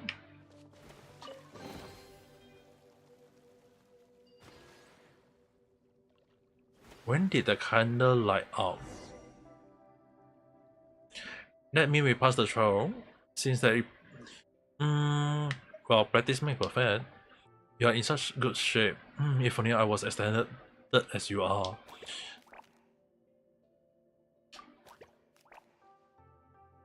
Do I screenshot that?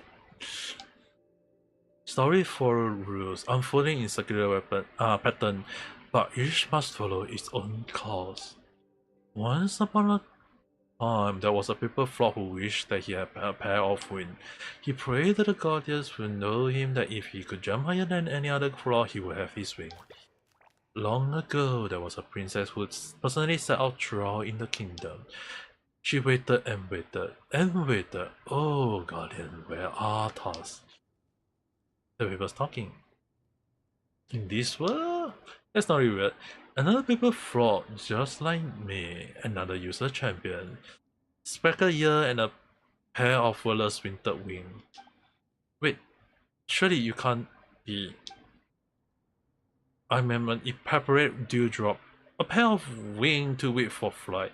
The name syllable is no longer one I am fit to bear. It's a great honor to meet you, your Highness Princess Syria. It's an honor to meet you too, your Highness. You, yet another stranger, another princess. So Paimon guessing that they are the champion and the princess mentioned in the story of the war? They look just like two manuscripts. It's an honor to meet you both. You have resided in this cave for a long time now, so you should know why we are here. Your Highness, have you found the answer you were looking for? Where is the guardians we are looking for? Great champion. Where is the princess that our people flock are not supposed to save? You should go back. There's no answer here, only question after question. No, the river awake. The lotus leaf does not exist for us. The pond has never seen victory Lotten, not a princess. Story follows rule unfolding in circular pattern. Just a further expectation when will the circle end. Keep waiting. Keep waiting. There's no answer here, only question after question. The pen that wrote those words had not a line back upon the page, yet the ink of it had long dried out. Either the guardian or nor the period that marked the end shall appear. Thus it always had been until now. But each shall follow its own course, there is destiny impeaceable hope. When will the path ahead reveal itself? They might have. It doesn't sound too promising. But why? Because the one that was supposed to write the ending of the story did not write the end story. In your imagination, he's gonna use like catching LD after you try and learning. Lucy also used her pick as a baseball. Wow, if you can do it that way, try drawing it though. I mean, like you can. I mean, like if you're gonna launch a bamboo into an opponent, at least make it like he's wearing some sort of spike along the line though. At least he's gonna do a lot of damage, I think. Hopefully now. Although I kind of like feel like it depends on how you're gonna draw it though. Better than electric guitar. Dude, Reggie-san, if I'm being honest, right? If like seriously I want to be honest, I'll be a bastard and I want to play drum instead. If I want to be a bastard, I'll be playing drum right now, and then everyone in my neighborhood will be like, "What the hell?" No river away, and the Lotus leaf does not exist. So that means it seems like Rin Song Pool is already. Neither the Guardian nor the period that marked the end shall appear. Anyway, you shouldn't jump to conclusions too soon. We haven't even completed the trial yet. Right, giving out before the contest has even entered seems like a bad adequate instead. Let's take care of the trial first. Yeah, let's stay positive. Maybe there's a present surprise waiting for us.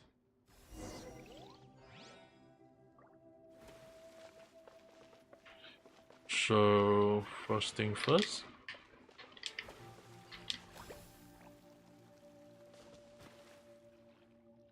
We need these two light up to roll that.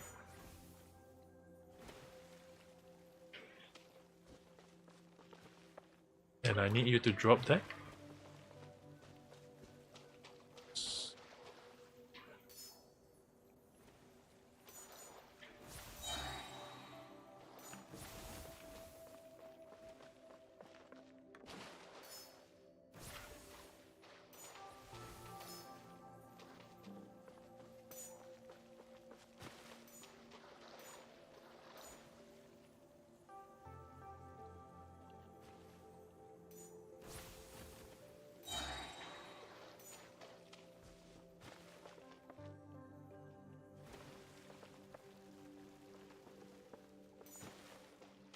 I need to go here, I guess. Oh no, not enough. Try to jump over here. And drop. While I bring that thing up. And so I should be going here.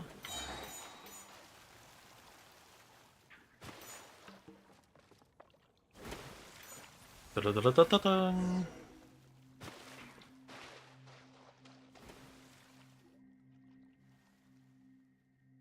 And to gain Rina trust, agent can custom their bamboo, make their bamboo thicker than.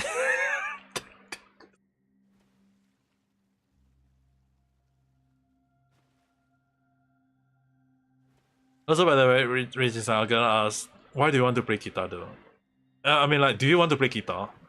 Please don't. Agent can custom their bamboo. Dude, the bamboo in the game is really like, it's insane. They can move like a jetty, you know.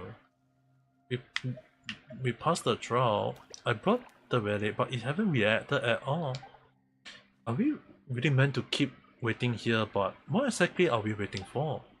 It's not like some kind of god gonna suddenly swoop down and tell us what to do, is it? What? we are willing to do is wait. What we can do is wait. Meaning, lie in waiting, the future lie unknown. When did they appear? And insisting that we wait like that, Are we even waiting? What are we waiting for? Perhaps they did not know either, which is why they've been waiting all this time so long that they turn into manuscript. We are echoed from with nowhere to return, assistants that do not exist. Unfinished chapter of blank paper, as are you. Together, let us go back to where we belong. Story followers unfolding in circular pattern, each follow its own course. Hey, you pile of rotten paper. Hey, you rotten piles of paper! Why do you just keep telling us we wait? Waiting will get us nowhere. So that's it. I knew I wasn't in the wrong place. Your Highness Princess Celia, I have my answer. To the rest of you, it is time for us to part ways.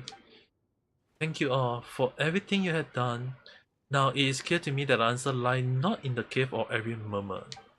When I first arrived, I was afraid I would have to pay a heavy price to find a way to save the kingdom here. In the end, the cave of every murmur hold nothing more than a pile of old manuscripts deceiving themselves by waiting. Hold nothing more than a pile of old manuscripts deceiving themselves by waiting. It is a great relief to know that hope still lies elsewhere. The future lies unknown, meaning lies in waiting. No, Your Highness, meaning lies in the unknown. Waiting lead only to waiting. I most certainly will not save the kingdom using such a method. If the guardian does not come, I will go search of them. If I cannot find them in my kingdom, I will search for the rest of the world instead. If they are not found in this world, then I shall keep searching beyond it. Even if my kingdom is destined to fall, I wish to witness its final moment, when its ending is written. Such blindless, such incubulous, such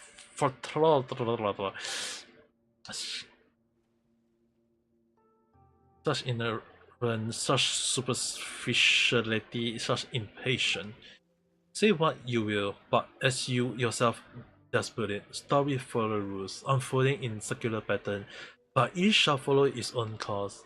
If your path lies here in endless waiting, then mine lie instead of the road ahead. Can I say something? If you were to deem it acceptable, I would go along with your highness too. Wow, someone seems pretty motivated. After all, if I can help your highness find your guardian, then that will also interpreted as saving the princess. I'm the champion of Rinsong Pond. Even if I do it for the Rinsong Pond, I must continue to fulfill my duty. If you're willing to help then on the behalf of the entire kingdom of Breeze and Bell, I thank you. That is most alright. I will, of course, still have to ask the community opinion, especially Harold Holt and Stampy. As you know, I always seem to cause trouble. We believe in you. Great. So what's next? Huh? The relic next to you is lighting up. Oh yeah?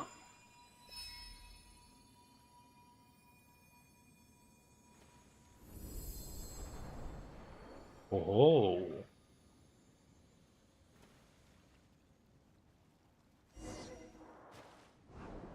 Oh no way, I'm just... What the hell? You started frying just like that? Huh? How come the relic... So that's what each must follow their own course mean. Seems to figure out something that Paimon haven't. I'm actually confused though.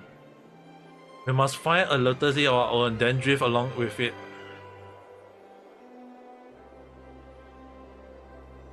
Whoa.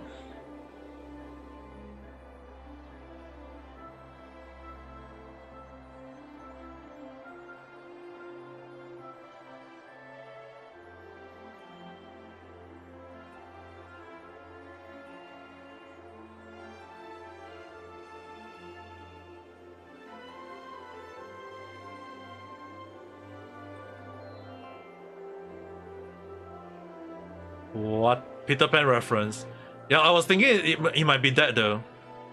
But dude, where am I flying towards though? Meaning lies beyond the end of courage, lie in dialogue, survival in returning, being in seeking.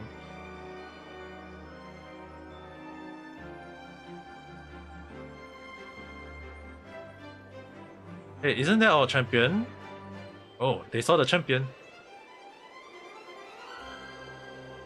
Well, the frog is indeed flying at the moment though.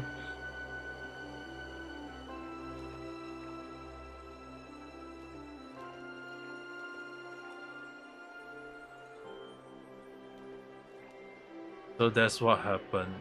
Fascinating. Labia follows rule unfolding in circular weapon, but each follows its own course. Dude, that is the farewell. May all of you find your own way forward. Farewell. And now we are back here.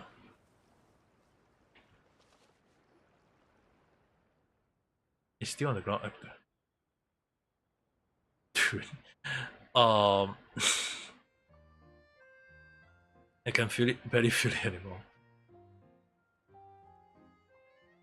All four of them are still firmly on the ground, Mr. Champion. Those princesses from the past, they seems to have left you. I hope they will never return to the cave for every murmur. Seems our trip to the cave for every murmur wasn't for nothing after all. With the relic light out and there's still hope for your princess kingdom again. That is indeed. The fact that the relic had lit out mean that it had found its guardian worthy of acknowledgement. It seems the guardian that relic was looking was not a valiant warrior in the usual sense. A true guardian who is worthy of acknowledgement is one who has always followed their heart, someone who pushed forward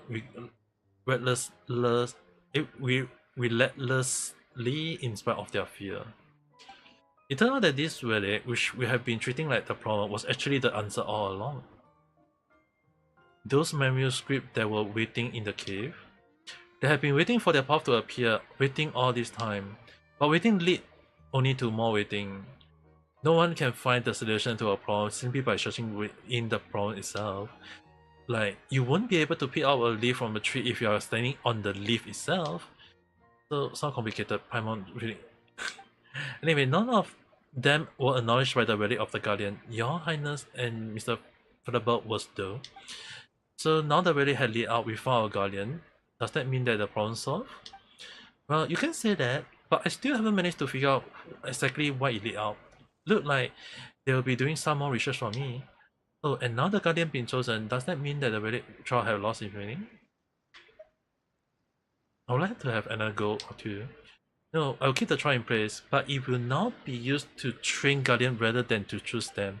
If every flying squirrel were to become a Guardian someday, then no matter what difficulty the Kingdom of Breeze and Bell face, we will overcome them altogether. I've been waiting to do this for so long. Just a pity that the relic refused to lead out sooner, and that they was Sambon and Sephiroth stood in my way. Now that I've been acknowledged by the relic, I shall do whatever I wish. That's why you're the princess, Your Highness. No. The Highness Princess. The Highness title should be now the Guardian Princess of the Kingdom of Breeze. And so, Your Highness, will it be alright if I took part in the training in your kingdom? You really up for anything now?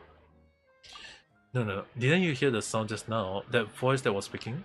This is the trial that you must face to serve Princess Simon and fulfill your calling. Whose voice was it?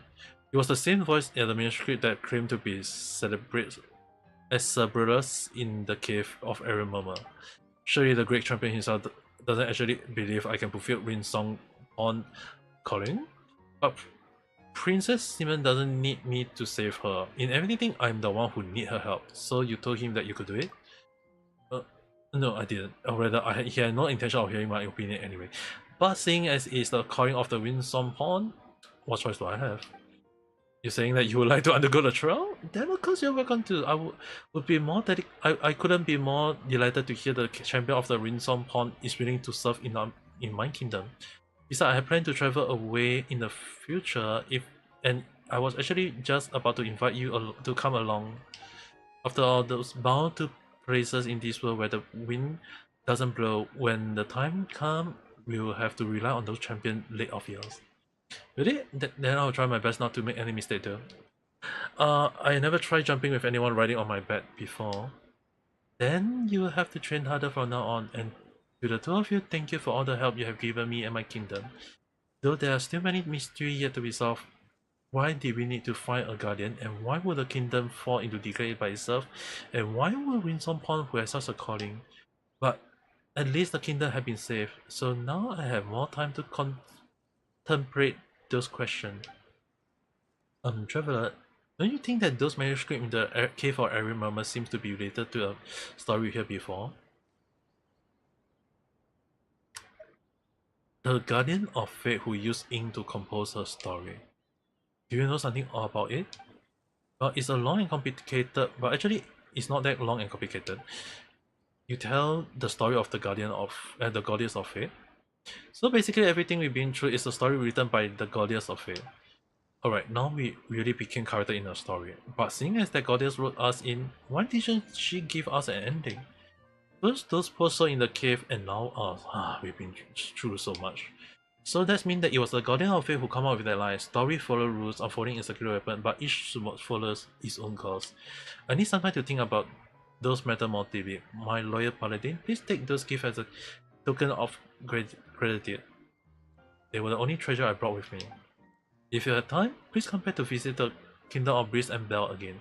I believe that you may have some question for me. But first I must rest well and think hard.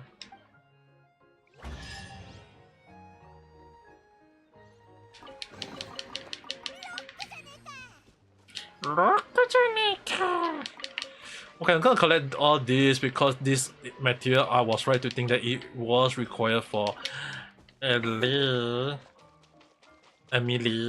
It's really required from Emily though.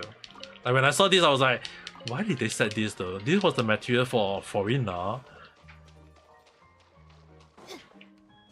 The more you say, the more you forget that Bamboo is your children. Oh, I forgot to read that line. Yeah, Bamboo are children. We are the parents. We are the parents. We must take care of them. Don't do child abuse, alright? And then we'll do the story of Bamboo. We'll understand that Bamboo are meant to be taken care of. Wait, did Richie's not fall asleep already, by the way? Won't let know.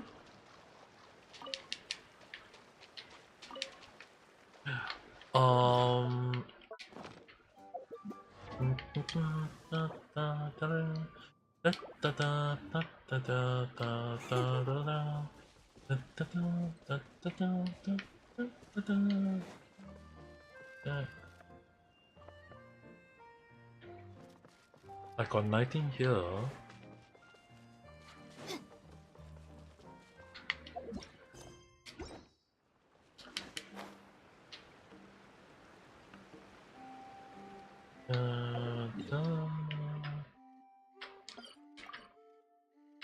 Any more further quests in here? I kinda like confused though.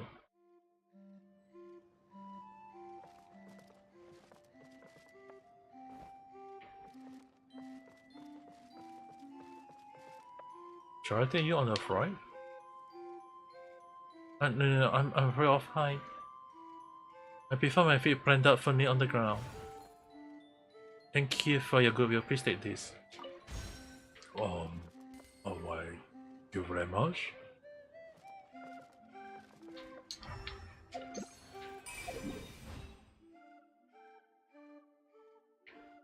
I mean, like, who in the right one will interact with them too. But oh well. Da da da da da da da da da da da.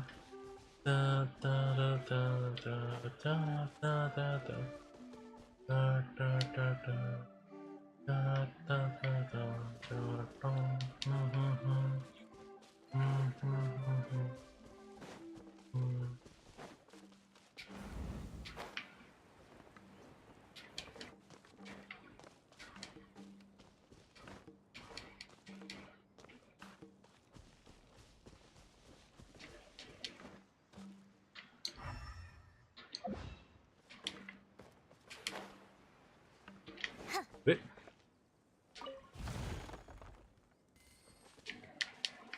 Why is there a rock there though?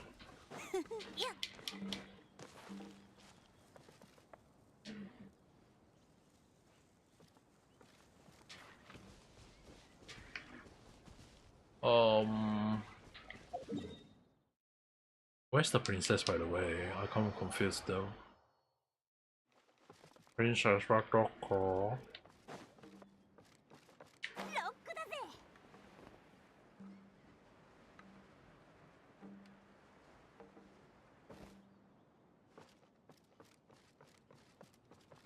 Oh. Nemurenai in. Yeah, excellent. I welcome you on behalf of the Kingdom of Breeze and Bell. What do we do next? Well, first I must announce to all the people that already have passed judgment, and that the Guardians will be Mr. Featherbell, who had come here from afar. Why will you do that? Trying to explain everything we have been through would be far too complicated. Besides, it would take too long for them to gauge the concept of me being both a princess and a guardian at the same time. Since the time is right, I will make a detailed record of all that happened and then inform my people in writing. But until then, I will still proceed over all of the affair of the kingdom as its princess. Once the trial ground has been officially converted into training ground, I will set off. Set off? Your Highness, do you still remember who's the rally actually leaped out for back in the cave? Who it actually leaped out for?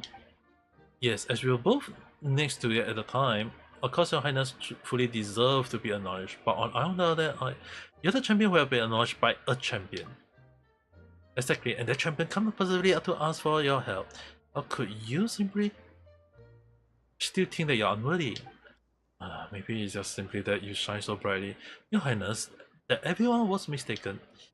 Well then, Mr. Champion, will you be willing to undergo another trial? I, Princess Simon of the Kingdom of Breeze and Bell, shall personally bear witness to your deed with this ballot. Of course, I do. For your horses. You get so excited whenever you hear the princess name. Don't get me wrong, I'm doing this to fulfill the calling of the Rinson Pond. All that training I did, it was to save, to protect her highness. And it's such an important task, so naturally I must ensure that you all go without a hitch. Are you willing to travel together with her highness? That's good to hear. Well then, Mr. Champion Featherbell, are you ready for my trial? I am, your highness, whenever you are ready. I'm ready. Well, they're ready, they are again, and it's super bright this time.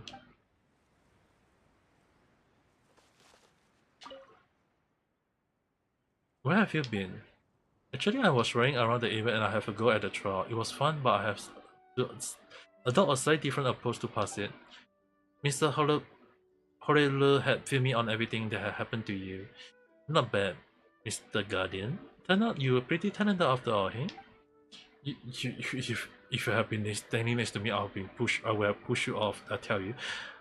I would have pushed you off 10 times if I had the chance. I decided to take part in the trial instead. But about my friend, I always believed you could do it, and look, you did it. You're a jolly good fellow, the both of you. Today is a auspicious day for our pawn. Finally, we have a true champion. Though Mr. Featherburn haven't saved Princess yet, I believe that his chance will come. But I didn't do anything, Mr. Horelu. Other than standing by and watching as Her Highness did all the heavy lifting. Isn't that even better? Surely you didn't want the princess to be in danger? That's quite enough. You're entrusted with to fill the calling by Celebus himself. Oh, peace. I'm not even sure if it was Cerebrus. After I only ever hear of him, never hear him speak. And you even accepted the princess trial. You're a champion even if there was one. Can we just not talk about this for now, please? Anyway, to sum up, the future of Rinsom Pond is not in your capable hand. Now we can simply enjoy jumping for jumping own sake. When I get back, I suggest to the community that we make fun the focus going forward. That sounds like a proposal I'll be willing to get behind. On that note, please stay back. Hey, don't leave me here.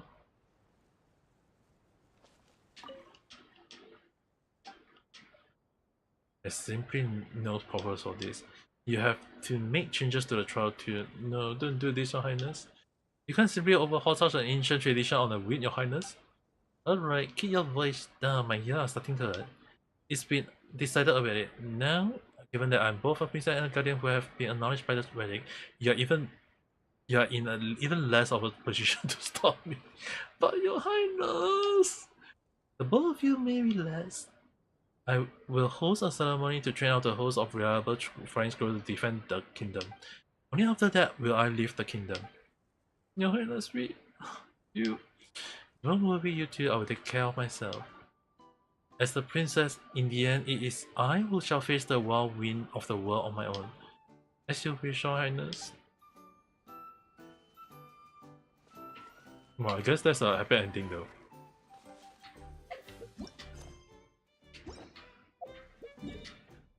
At least that is an ending, no matter how you look at it.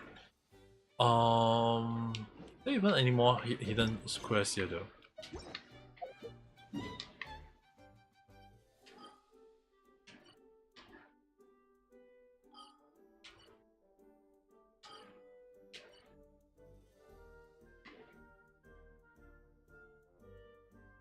I just kind of wonder though.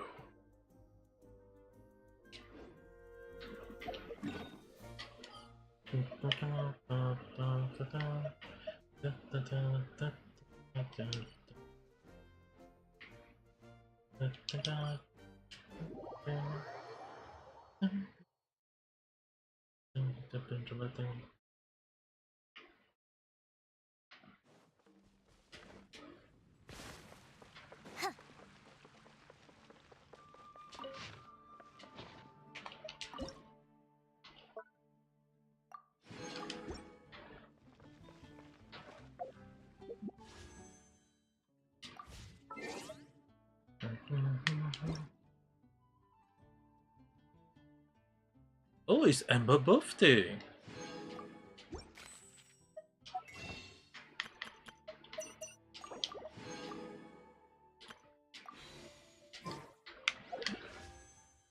I have 50 saved out. Nice.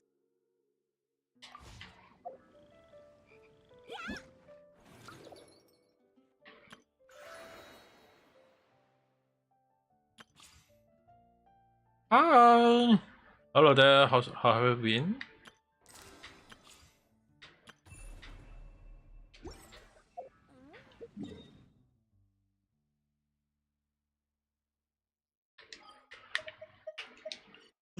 Hey, what can I do in this game right now?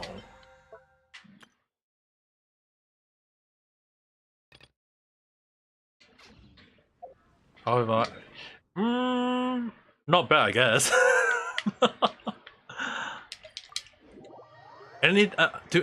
Normally I would just say that as long as thing doesn't go bad for me, I will take it as a good thing though.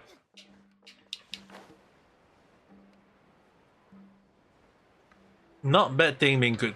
I think I might be wrong to say it that way, but at least that's what it seems to me though. Invulnerable to electro damage. Armor crab. Clockwork mecha. Clockwork mecha. Chat map.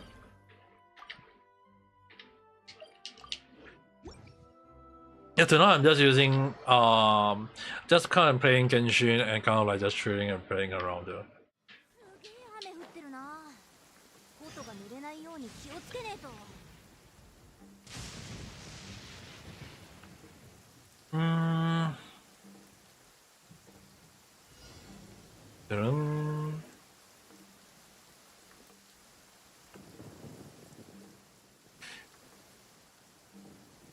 That's actually good. Why, thank you. Because the more, like, to me, I'm the type of like people who doesn't want to think about all the bad things along the line.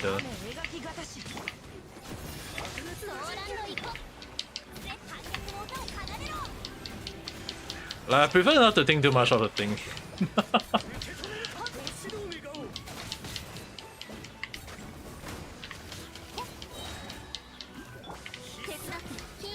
うな弱さね。この件はわかるかい？ご安心を。あたいの最強の音を聞け。よっ、もっと熱くなれ。ほっしゃよっ、股間奥義。この件はわかるかい？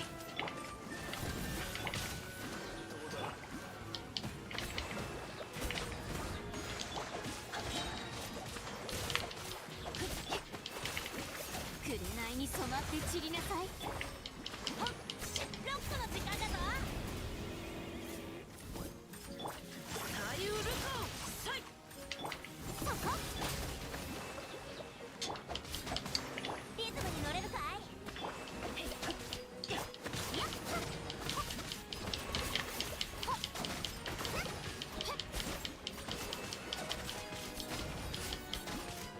Wait, why is my XinYan?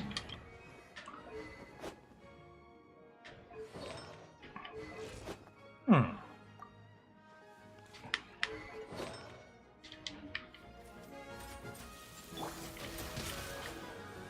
ご助力を。火花を散らせ。よっ、この件はわかるかい？股間奥義。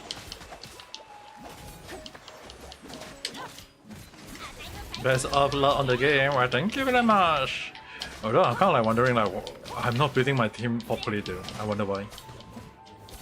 もっと熱くなれ。ふっほっせよっはっさい歌よにしふっしゃ、反逆の歌を奏でろ。ほっよっ、リズムに乗れるかい？しゃほっよっほっよっ、絹のような弱さね。ふっご安心を。よっ、この件はわかるかい？火花を散らせ。 Oh, that take longer than I expected, though.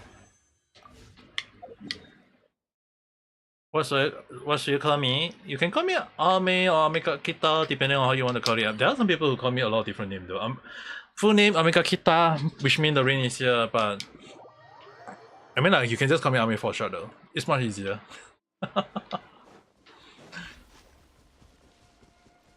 Okay, let's try this group. 手伝って。リズムに乗れるかい？ほっほっさいよっせふっしゃ、あたいの最強の音を聞け。ほっよっ、もっと熱くなれ。そこ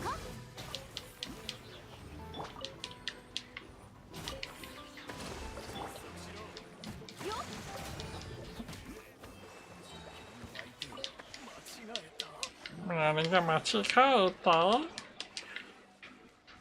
Much easier to fight those kind of monsters.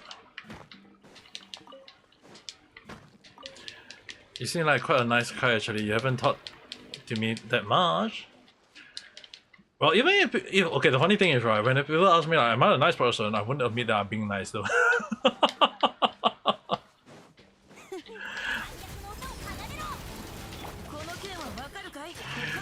I mean, like, I have to say that sometimes I'm kind of like saying, like, am I really considered a nice person? 次ほっふっリズムに乗れるかい？しゃほっよっしゃ、雨描きがたし。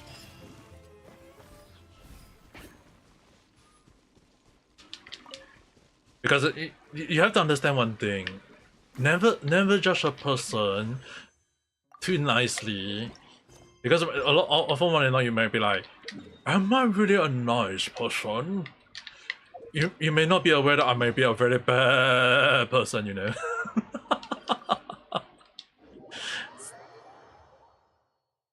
You get to know me eventually. Oh, you get to know me how bad I can be. you get to know how bad. It kind of like also depend on how bad we define bad. It's kind of like funny, like like a lot of time when people say that, are we nice or are we not nice? I mean, like in the term of internet world right now, I'm kind of like wondering like what is even considered nice anymore though. And when I say that, I really meant what I say. It's like a lot of time when I seen a lot of people say like, are we considered nice or are we considered bad or are we considered evil? Dude, I had no idea. Like a lot of content creator I seen online, they seem nice until when you realize how bad they are, then you'll be like, yeah, alone. Like often more than not, when I hear a lot of like content creator became more and more bad, it's like, dude, I don't even know what more in it. Not as worse as yours. Oh, we shall see about that, young la la. 雨描き方しこの件はわかるかいタモトゲートに乗れるかいよっ Yeah, at the end of the day, right, it's just that it's always back to the point of not saying, don't get me wrong, guys. It's more towards the point of like sometimes when we say like is a person nice or is a person not nice, it's like I always seem to hear a lot of cases about like when we thought a person is nice and until we realize that the person is not nice along the line, which is the reason why I don't like to call myself a nice person. Like in real life, I never call myself a nice person though. Like every time when I still remember a lot of time when I was working in the military, and every time when I act very nice or being nice or caring about the others, and they would say, "Oh, you're such a nice person," and I just immediately reply, "Oh no, I'm a very bad person." And it becomes so it's kind of like funny that it's just kind of like considered like funny because I still kind of recall when one of my like some of my colleagues was also aware of it, that they were like, yeah, when someone actually said a nice thing and they will just joke and say that, oh, he's a very bad person. and because of that, there was a joke. It was meant to be a joke going around that people said that I'm a very bad person, and I recall there was one time when when I was in charge of promotion. A lot of my job scope when I was working in the so-called HR department of military, one of my job scope was to also take notes of people for promotion. And I recall there was a warrant officer who was very infamous for like giving other people extra duty or doing getting punishment along the line. And he's a very strict person, like as in like if you got long hair in military you have to cut your hair short, or if your clothes is untidy they will go and basically tell you they will punish you and make you do push all along the line. When I was working at that time, I recall telling this a lot of time, I will say it again, is that one officer came up to me. I was having quite a pretty long hair. I was my shirt my uniform was not in the like kind of like messed up already, and instead of punishing me, he just come up to me and say that, oh, you have worked hard, make sure to, and also your hair is so long, you should go and cut your hair, you know. And he didn't punish me, and I just replied, I got so many work, how am I supposed to go and cut my hair? And he go and scolded my superior for not letting me off early and tell me to go and because of that, I was like, instead of punish me, he actually got a day off the next day, and my superior just said, go and freaking cut your hair. Now I'm gonna get scolded for no reason. And the funny thing was that the moment that happened, there was another personnel in the office. He was sleeping. He was freaking sleeping, and we all like don't care about that guy because he always like being lazy. He doesn't do his work. He always loves to sleep through his work. And the funny thing is that one officer go and wake him up, and he just and the funny thing is that he said that, oh, he was just sleepy, he was just tired. And the funny thing was that the same woman officer who gave me a off the next day, he actually instead of giving the sleeping guy like so-called a day to rest, he in front of the whole office, in front of everyone, in front of me as well, he actually tell the person who was sleeping to, you know what, I will make sure you get more sleep in the duty room. And we're all like laughing, because it was like, oh, he got his karma. We're all like, wow. And because of that, he signed on for additional five duty as punishment, and we are all laughing, like we're all internal laughing. All the everyone in the room hated him because he always sleep doing work and he doesn't do much of his work. End up being me and the other guy, some other guy have to do his part of his work. So when that actually happened, we are like, thank God, we don't mind taking over his work. It's just that if you're in the office and you don't even do your own work, why would we want you in the office? So when he actually got signed on for additional duty, we were all like laughing at him. We were like, at the back of my mind is like, yeah, he deserved it. It's his karma along the line. And it was so damn funny. It was so damn funny that like everyone was like they say that, oh, isn't that double standard? Like and the funny thing was like he actually learned about that I have long hair. I didn't have I didn't get to sign on for extra duty, but instead I'll get it off. He actually got even saltier. Like he actually got very, very salty that he was punished. Well, I get a day off the next day, and a literally free day off the next day, and I was laughing about it. And a lot of people were saying like, probably because I was like because I was in charge of promotion, and he was technically due for he was technically, like, if I recall, he was actually technically due for promotion. So the only issue is that I was like kind of like wondering like, why was he afraid of me? Like, why was he bring good to me? And I learned about what actually happened from one of my colleagues from another department, another office, and he told me that, he told the one officer, before the one officer asked him for information like who is in charge of the promotion. So at that time, apparently at that time, he actually told the one officer who I am, and he actually dropped a hint saying that, oh, that person, yeah, he's a very bad person. So the one officer was like, he thought that I was a very bad person. Like if anyone punish me for no reason or just trying to give me problem, I will make sure that they suffer along the line. Which in fact, I kind of like, I mean, like when I was working in the military, you can't you can't add in your personal feeling to your work. Like I always do things professionally. I have to do it. So if a person is due for promotion, I will do it. And the reason why there was a very funny rumor about, yeah, it's very funny. So the funny thing is that I recall that at that time, one of the things that I did not set in place for a person to be promoted, I remember there was an officer that was meant to promote, but in the end the plug was pulled for the officer.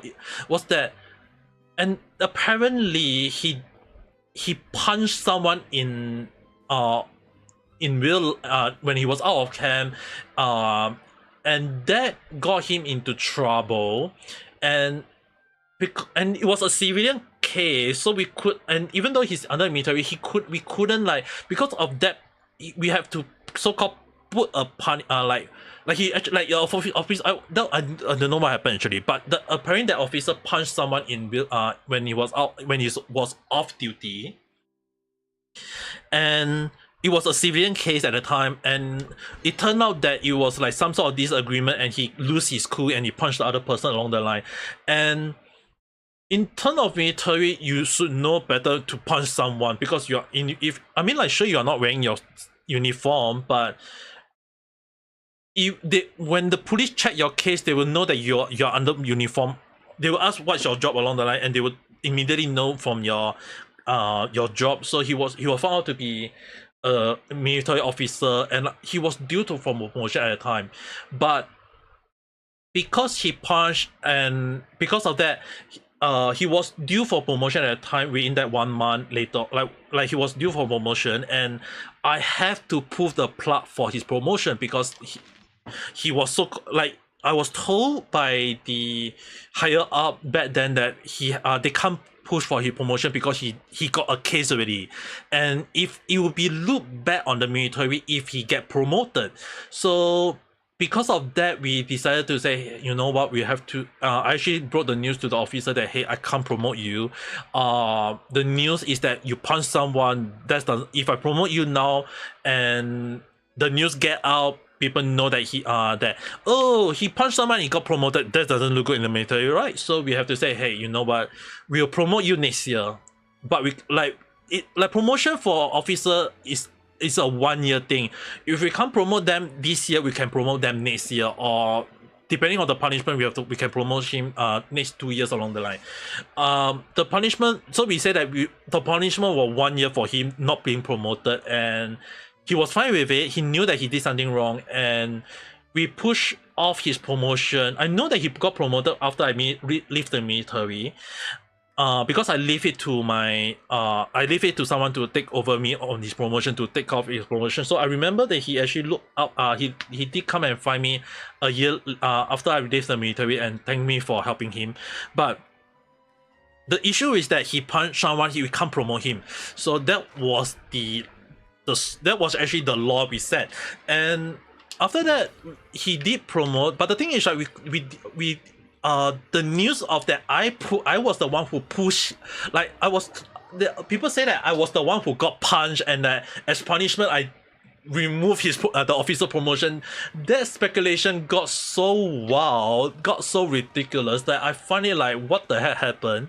And people have the misconception that, oh, I was the one who pulled the plug on the officer promotion, and I was like, dude, he did it to himself. Why am I the one who decided to say, oh, he's not gonna be promoted because he punched me along the line? Like, he never even punched me in the goddamn first place.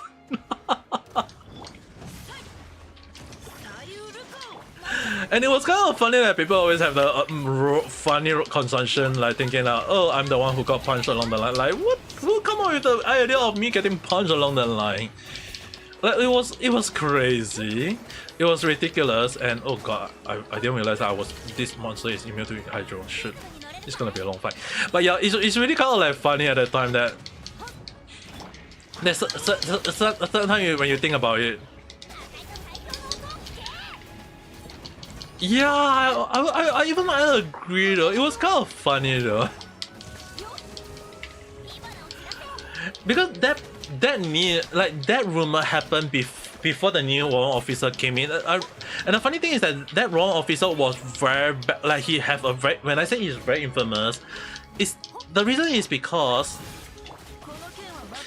the simple reason was because that he actually was like considered have bad temper, always give people punishment, have a lot of people doesn't like him back then when he was in another camp. So when I was told that he will be coming to our camp to help out or whatsoever along the line, I was like, oh, that's not gonna be good for us if we have someone like him along the line. So it was kind of funny that. But it was kind of funny though, that the news about that I can pull off the promotion of someone if I don't like them or if they punch me, is like, who in the right mind would do that? And most so ever is like, if the person actually do punch me, right, they will be punished, you know. Like, you don't go and punch a military personnel, especially even if the other person is a military personnel. You don't start a fight out of nowhere. So if you start a fight in the military, you're gonna get punished no matter what your rank is. So I don't know who come up. I basically had no idea who come up with the story, and it was so funny that I actually hear there was a rumor about it. And later on, I only found that it was another colleague of mine from another department where he actually said that, oh, he actually like he told that he told the story of that I can stop a promotion, and I just said, and I was like, dude, when can I stop a person promotion? I only stop the person. I only stop the promotion if the person f out and we have to punish the person, and then we stop the promotion. It's a collective and based on the rule and regulation. I was like, and I have to scold him for putting out false information out there. Like, even though I was the same rank as him, I was like, dude, who in the right mind go and put out false information? Like, dude, the thing that you don't put out a misinformation in the military is if telling people that I can stop a person promotion is like, what the heck was that? So it was kind of funny that it happened back then, and I can't say too much stuff. I have to put a lot of like, I have to kind of like say things, but I cannot say too much like who's the personnel or what's happened. But it happened better. It was so damn funny, and I was like, dude, how does it even happen though? And the funny thing is that because I work in the HR department of the military back then, so when I leave the military, I was like, you know what? I was like thinking that maybe I can work in the HR department. I actually work for the HR department back for a company. Turned out that during that I learned that HR department is the most hated department in the whole damn world. It's not just that company. It's like you, no matter which HR you work in, which world or which company, everyone is gonna hate you. So in the end, I was like, yeah, I'm not gonna work as any HR department all along the line. The least I want is getting hated though.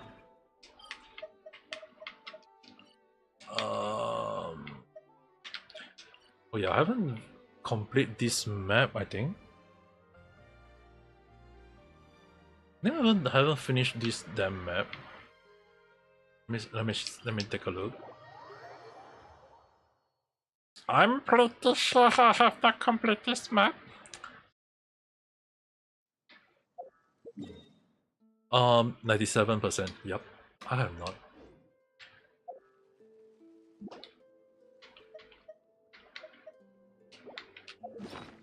Oh wait. This, and then change this to the hydroculus. Okay, hydrocharger compass.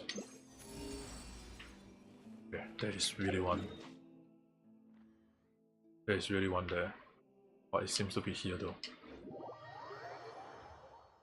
Yeah, there's a lot. Like when I was back in the military, there's so many fun F-off story that I was always at the back of my mom. Like one of the reason why I don't I don't want to sign on with the military is that it's just funny and I found it on its own though.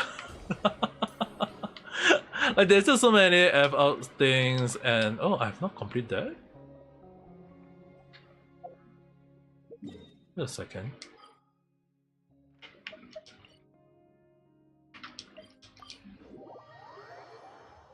Yeah, there's so many military story I know, but because of personal stuff, I can finally talk some of the story now, but not all the story though. If I talk about every single story, I'll be like, oh, you know, what story do you have? Oh, I got so many damn stories I don't even remember now. Oh, I got 3 hydroculus I haven't got. That explains a lot. That explains a lot. Yeah, I can't. I need to find 3 more hydroculus first.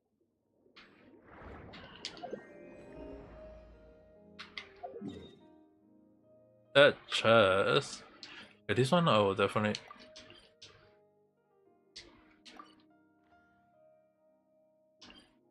Oh. Any other chests around though?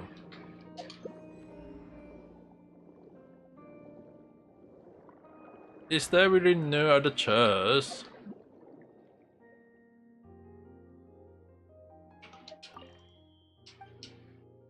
What are you doing, big guy? Listening to your story, you wonder how your work life would be. That's quite far, still. Dude, I'm an old man in a way, so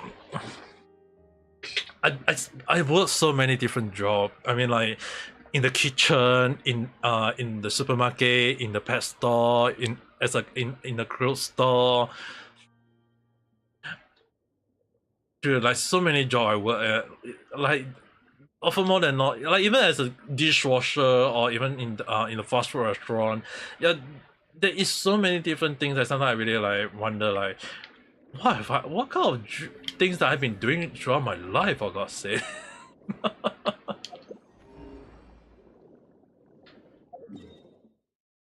Okay, there is one nearby here.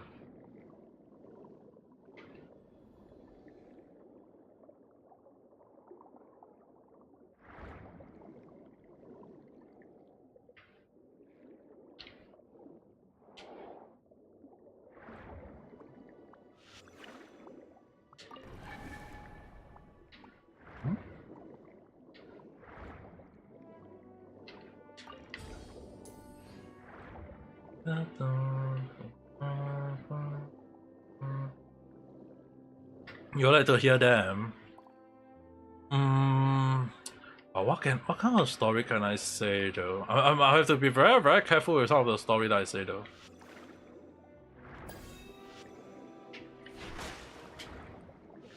Yeah, for safety reasons, some of the story I have to keep like I have to be very careful because of it's not really NDA. Don't get me wrong. It's more towards like I have to keep it vague because some of the things can't be said along the line.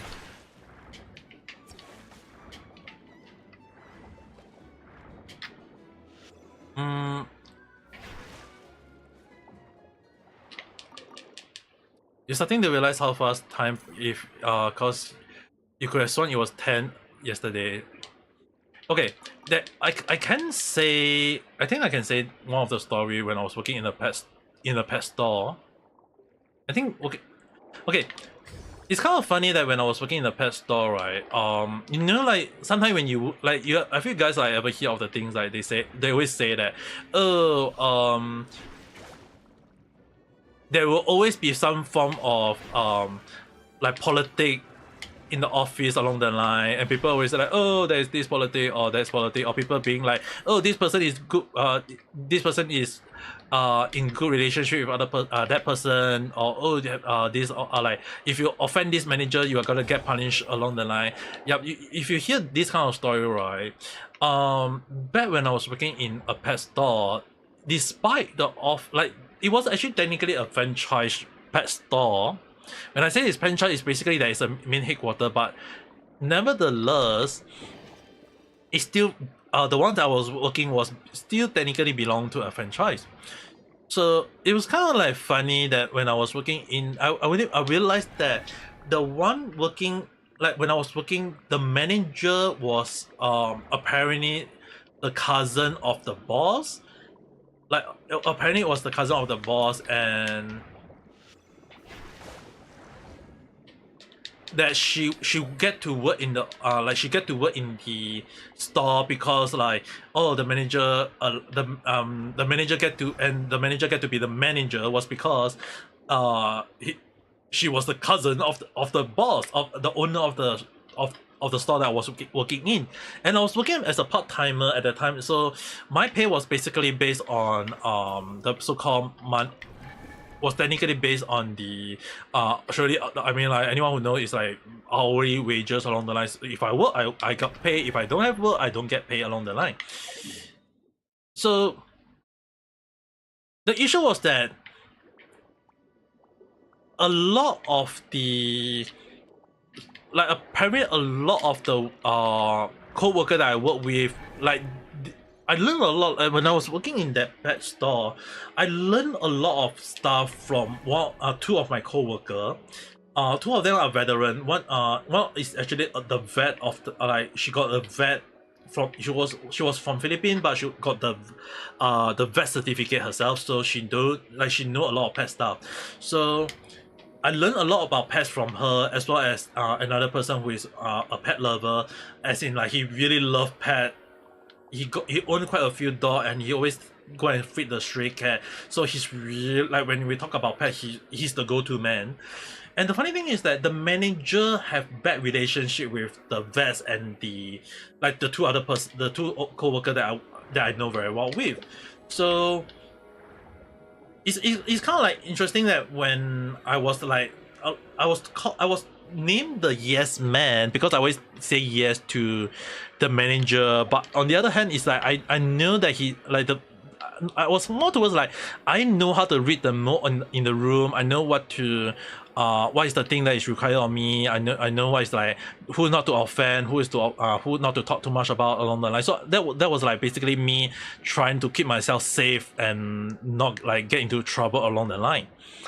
But that was like basically that's how I think I would do. I mean, like when you work in the office, the least you want to get yourself in trouble is getting into someone the wrong fit of someone, and then you get yourself into deep trouble. And that was things that I feel like, hey, you know what, I'm just gonna get myself not into any trouble. So when I was working in that pet store, the reason I later learned from like based on how I interact with the others, and the two veteran actually did to me, the reason why they choose to stay to work as well as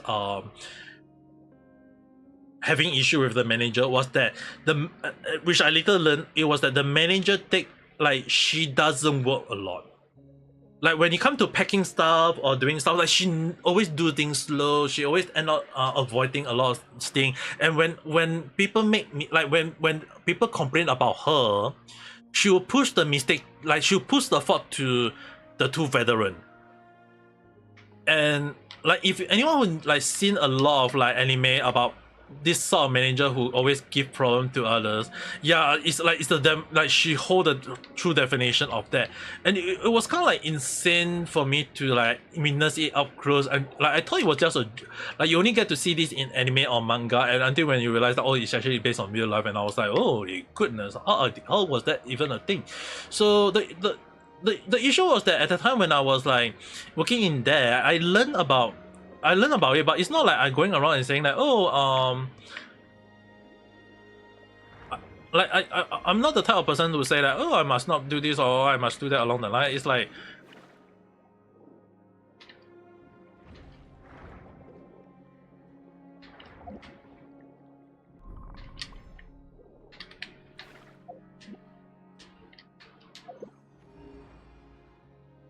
yeah. So the thing is, right, what happened was that the manager take like 40% of the cut of the commission, or in USA they call the tips. So when we work a lot, right,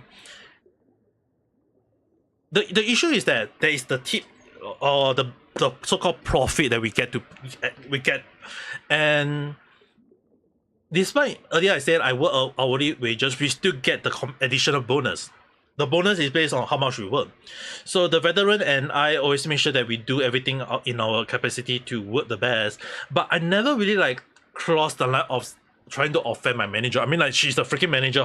If I offend the manager, I'm gonna have hell. And the co-worker actually understand my point of view, because often more than not, they know that I seems to work under her.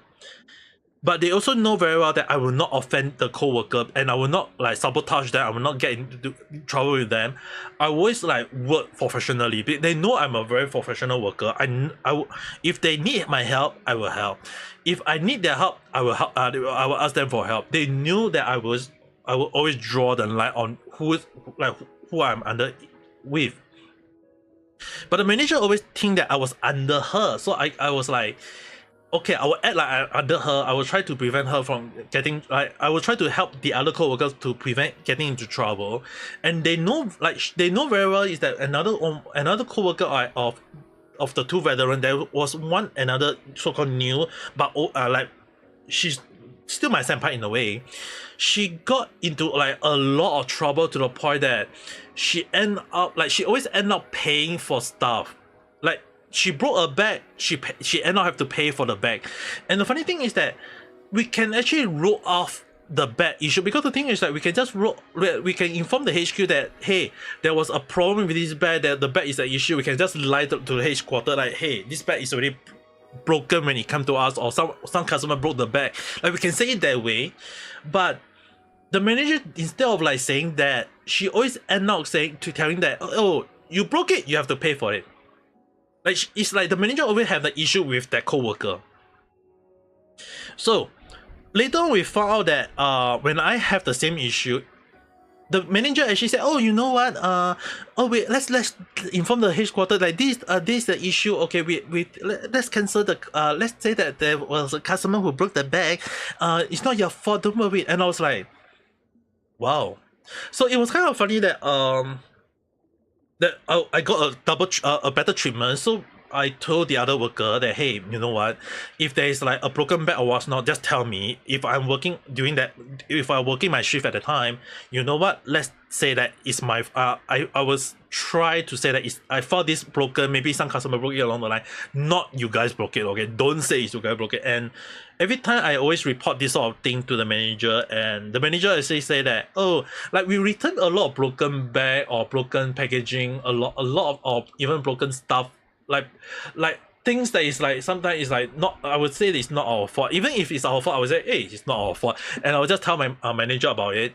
And at the end of the day, we like returned a lot of broken stuff. There was one specific week that we have to return, like, I recall there was like 11 stuff that we have to return, like broken parts, or broken hamster parts, or basically the broken wheel, or the bottle seemed broken, or some cat food packaging was already have a hole in it along the line. Like, we returned all of them. And it was weird to me that how come there was like that week, like, a lot. And I told my veteran co-worker that, hey, there's something wrong. How can we have so many things broken? And I did kind of ask my one of my co-worker. They say that they don't know who. And later on, we did find out there was some customer who come to our shop every time to go and basically put hole on those for the sake of nothing. And we caught him, and we basically asked him to compensate for a lot of stuff. But it was kind of funny that when that happened, I actually asked the manager, like, is it possible the same person actually broke a lot of stuff that one of my co-worker got so-called punished for a lot of time? And it turned out that she have totally paid in total. I recall she actually yelled at the manager that she was punished for no reason, and she had paid around $700 for a lot of damages that she did not do. And it was kind of funny that in the end, like, she never even got the $700 back. But she, like, and it was the atmosphere in that office was so damn bad that I actually quit. Yeah, there's a lot. And I actually quit because it was like, it's so damn heavy to the point I couldn't bear it. And my co-worker actually understand, because at the time, it's like they knew that I was the hardworking one. I helped, like, every time when there is a new stock, I pack everything up. When there is like dust on the floor, I will strip the damn floor up when there's no customer. And when I got like some question that I'm not sure, I will ask them, or I will divert the customer to them. And they know that I work, like, I have to, like, I always draw the line. Like, when I come to work, I have to be professional. When you are working, you have to be very careful with the things you work. You have to work things that you want. Like, you have to be you have to act professional. That's the thing. But the other co-worker was like, she always complains. She always make noise, and I mean, like, I can see why. I mean, like, you have, when you pay a total of $700 for stuff that you didn't broke. Yeah, I mean, like, obviously you'll be mad. So, although I kind of quit, it was like 2-3 months later then I quit. But during that moment, the reason why I said it was very heavy was because a lot of time, a lot of co-workers just run away. Like, every time when we are on shift with the manager, like, sometimes the manager work a few shift, like, when she's around, a lot of co-workers hide somewhere else. But when she's not around, the co-worker will all like go around doing stuff that they can do. And the funny thing is, right, the manager, every time when I know, like, the manager will be at the counter doing nothing, but the other coworker will be going around doing something, and even I will always like, if I have nothing to do when there is no customer, I'll pack the stuff out. I'll make sure the all the packaging look very nice, like displayable to the customer to let them see along the line. And it's kind of like interesting to know that when I leave, a lot of like, because it's near my place, so I do visit the workplace time to time back then. Until when I realized that when I leave for Japan, they later told me that when I was in Japan, they told me that they leave that Pacific branch. All three of them, they no longer work in the. One of them no longer work in the pet lover. Two of them was actually signed under the company, the headquarters themselves. They were just kind of like got sent to that Pacific branch, and they told me that they both of them moved to another branch. They basically quit that branch only, because the headquarters value their like, when I say they are veteran, they really are veteran. They have a lot of knowledge. They also like have a lot of experience. So the headquarters couldn't lose them. So they told me that they moved to other branches and they feel happy working at other places.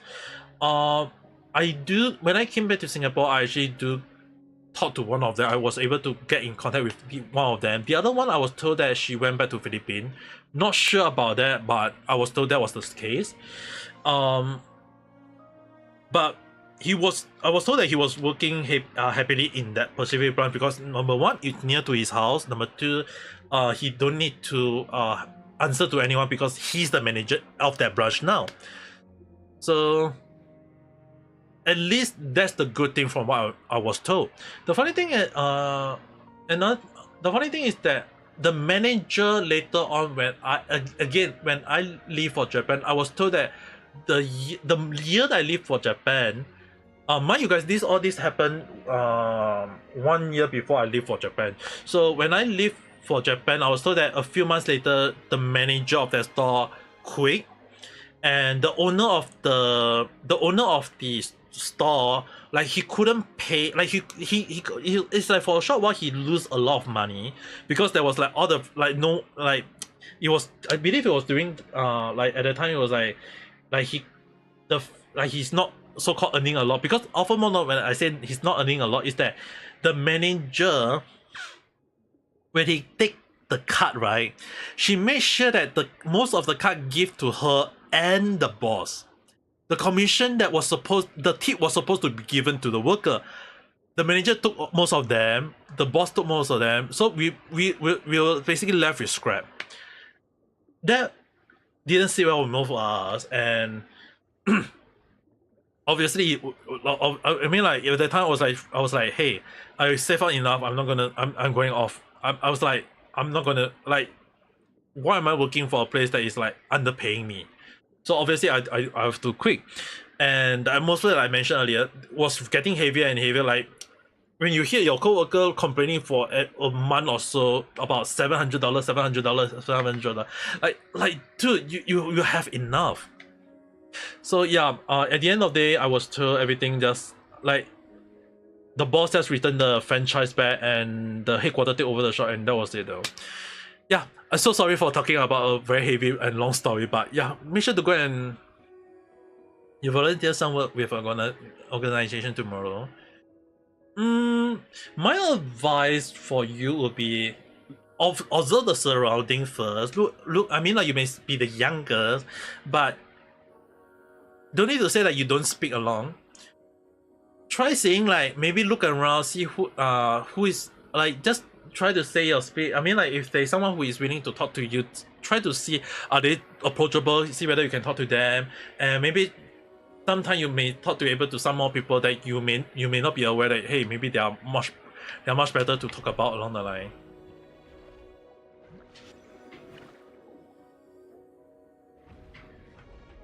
Yeah, but thanks.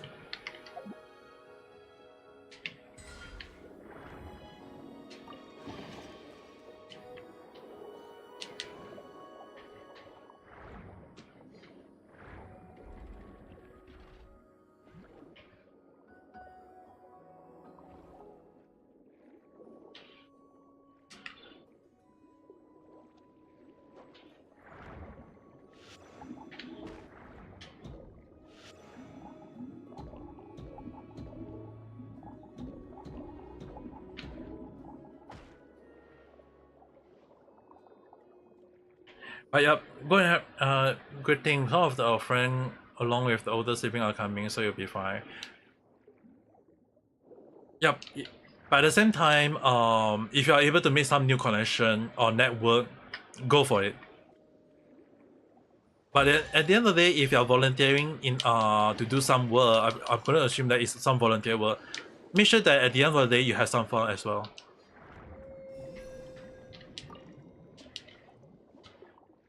That's the most important part. Make sure you have at least some form of fun.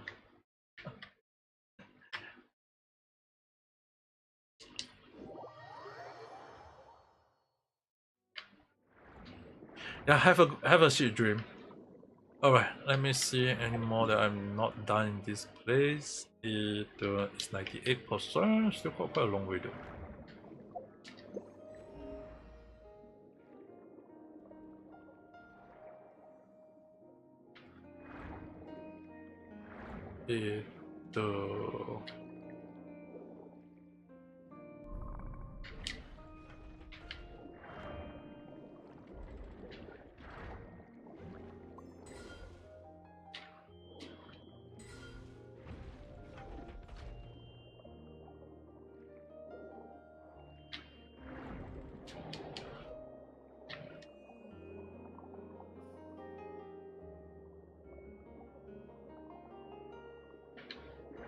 Wait, this puzzle not done yet. You want to make new friend, but all of them are like 20, 25, almost a decade older, but you still try to make some new friend. I mean, like you can make new friends. I mean, like, hey, if you can talk to this old man right here, I mean, like, surely you can at least make some friends. Though they may be older than you may be just a young little lady, but take it as a new way to get some connection and learn some experience that you may not be aware of. It may help you in the future, though. I'm not saying you have to like immediately go into a relationship. Okay, that is a whole new different ball game. You're still too young for that, but at least go for like meet some friend. You may not be you may come although crossing the line is a whole bit no, all right, young lady, but at the end of the day, if you are able to make some new friend, I think that's the main point though. Yeah, it's also pretty late. Go ahead and have a good night rest.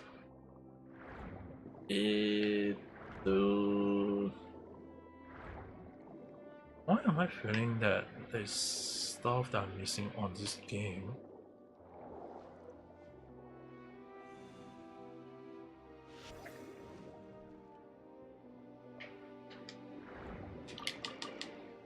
Three crystal fly.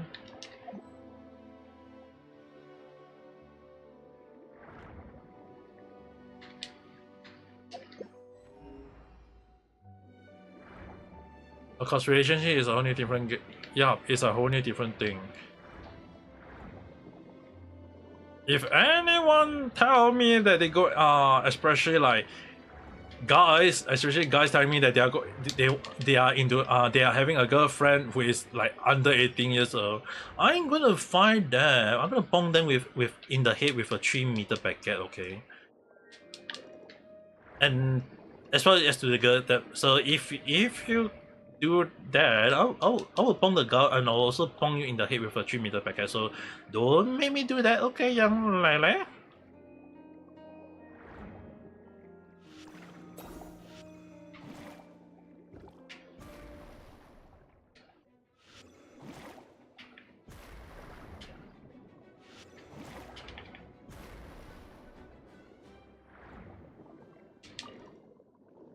Yeah, but at the end of the day, just go and have a good night rest. Just go and rest up properly. Don't let me see you here again. Go and fast asleep. No possibility. Your dad gonna have a heart attack if that happens. You may say that. You may say that, but at the end of the day, you better don't do it. I've seen a lot of cases where people say, "Oh, we won't do it. It won't happen," and not doing it. It's the same thing as pressing the red button. Don't press the red button, alright? It's the most important. Once you press the red button, people gonna die. And I'm pressing the red button anyway.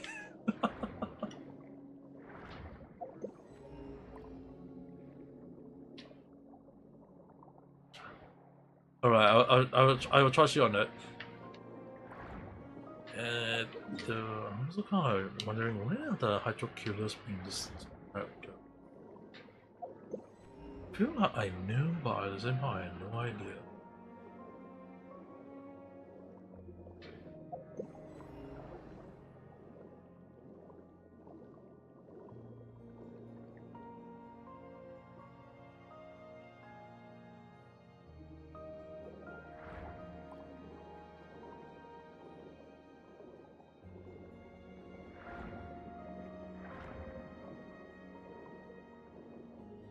Trust you on that. You will tell me what you did there on the next stream. Okay, I shall await your reply on the next stream.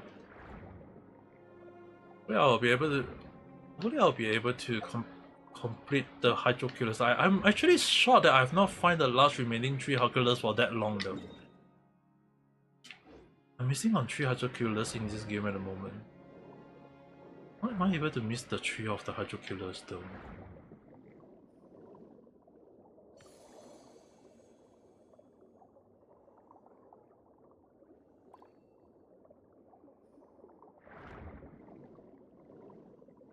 How is it I'm able to miss?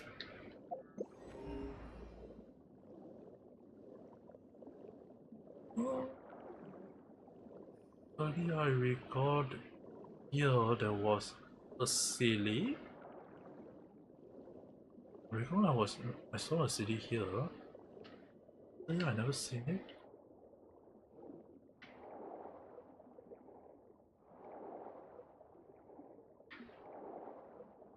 Oh, it's here. I wonder where was it.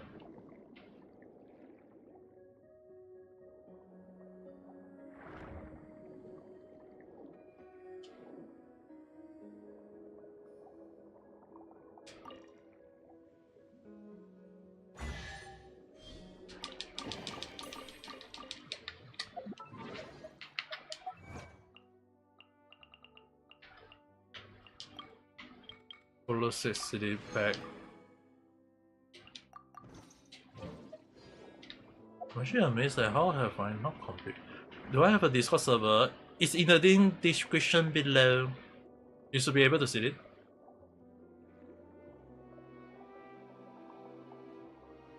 Check the link in the description. There should be a Discord server. Normally we do talk quite a lot of random stuff in my Discord though. Alright, go and have a good night rest. Make sure to go and have a good night rest. Good night. Alright, let me see. I'll try to take you out as well.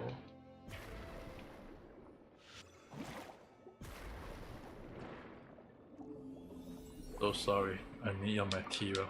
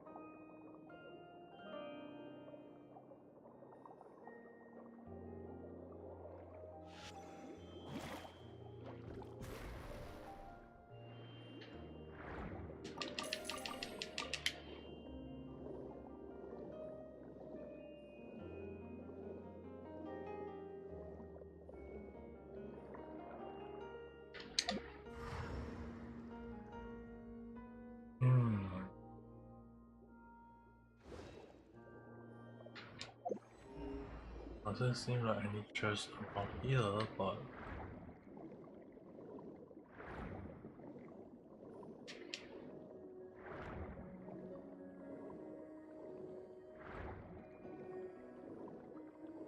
oh.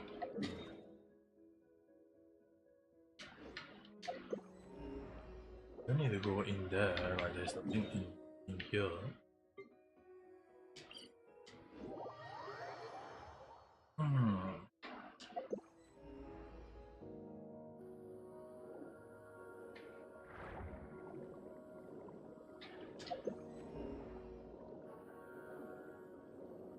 The question is, where is the Hydroculus though? Where can they be hidden?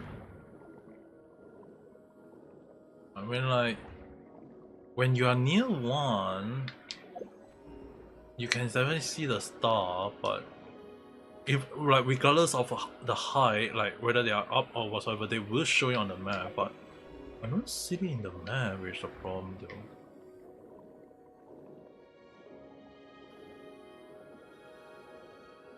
It's the reason why I'm kind of like confused. Like, are they hidden so damn well to the point that I can't know where they are along the line? Left with 3 more Hydroculus.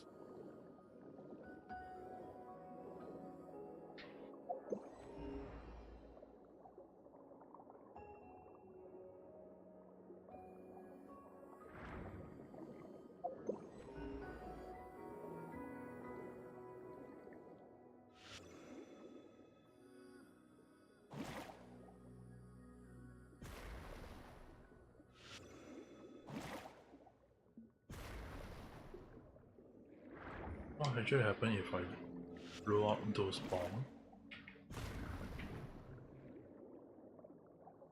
Oh, curious.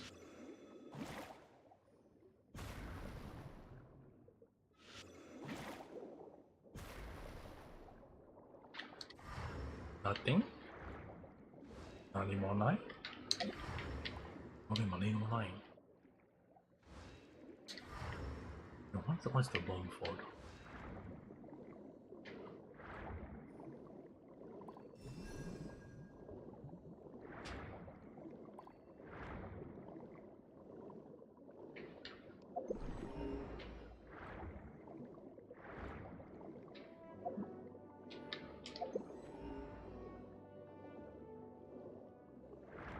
I wonder if some of them are at the top.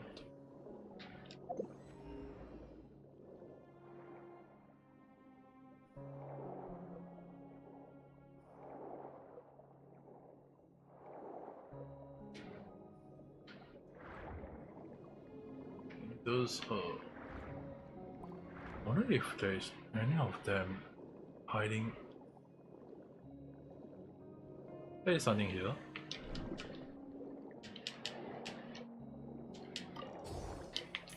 It's not even. Oh, it's 99. I thought it was like, is it not 99 yet?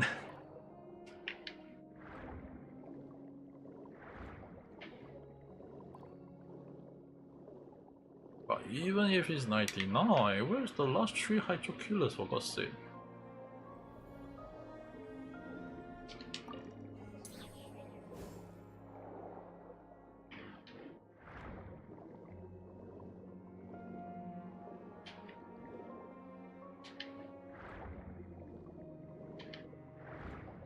Yeah. There's something here.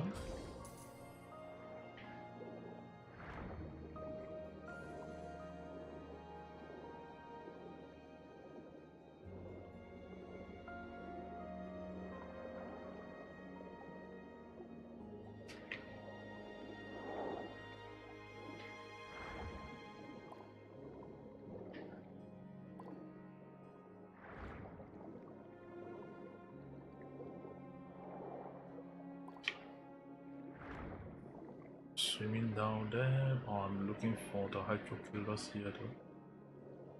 Wait, is there even any Hydroculus in it?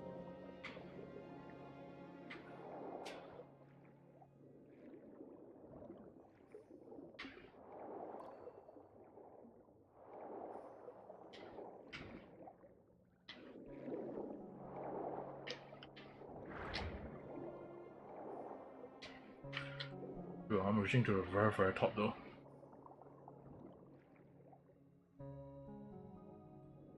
Also nothing here. Doko Kaiju.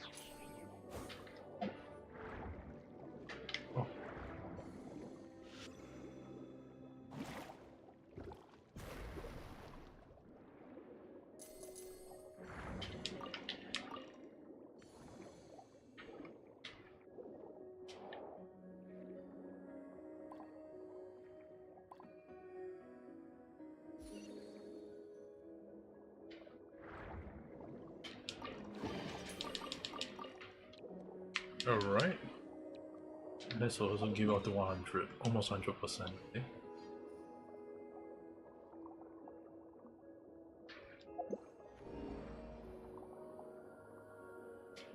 You're gonna link me to that one.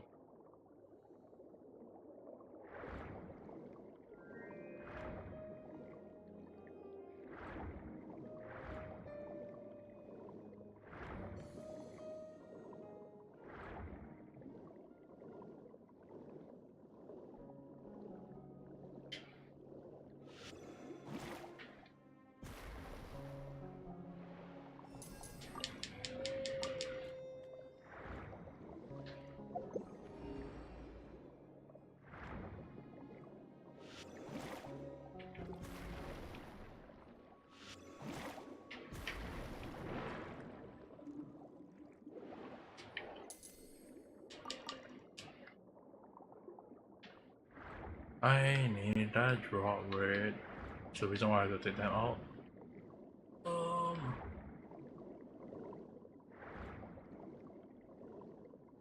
Actually more, where is the remaining hydroculus do? I'm trying to find out the remaining hydroculus. I couldn't even find where they are.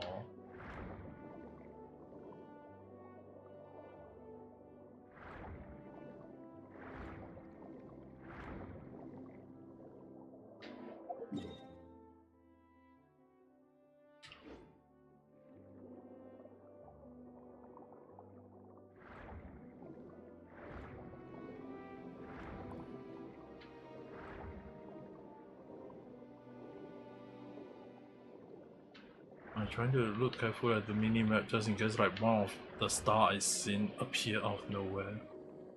I need 3 more. Wait. Ah yes, I need 3 more.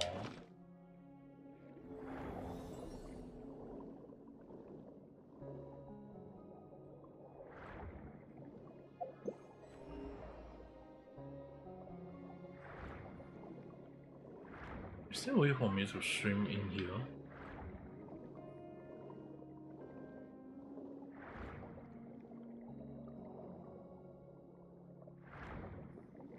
Any way? A possible way?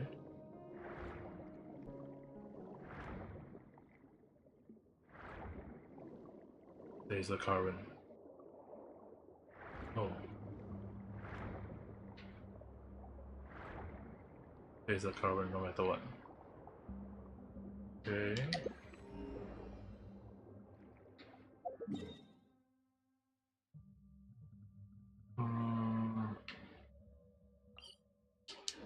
Seriously, I had no idea where's the last 3 hydroculus. But I do know there's a chest there.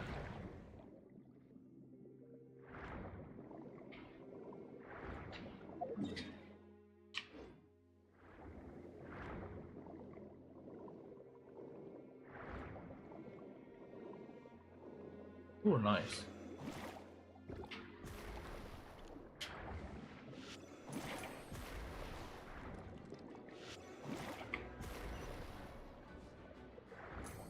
Take that.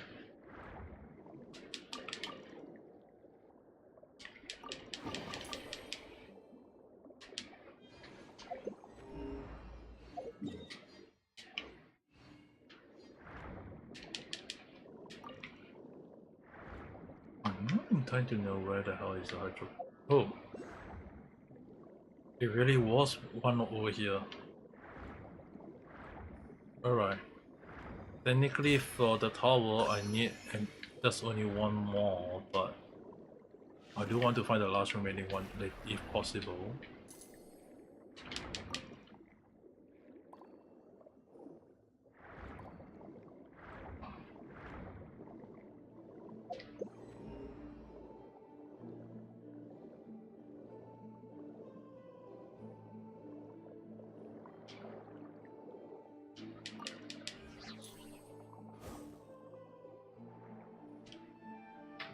The time now.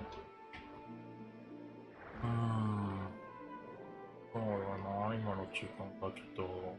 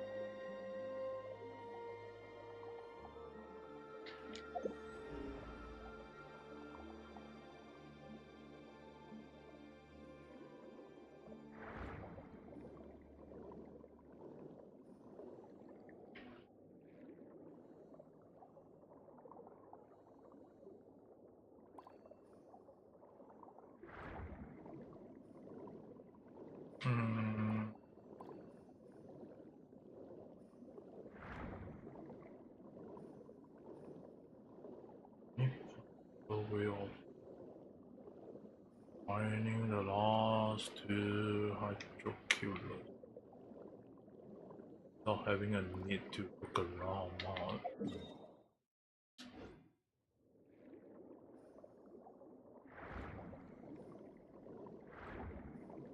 また後で来よう。今は他を探索しよう。 But he doesn't allow us to go there.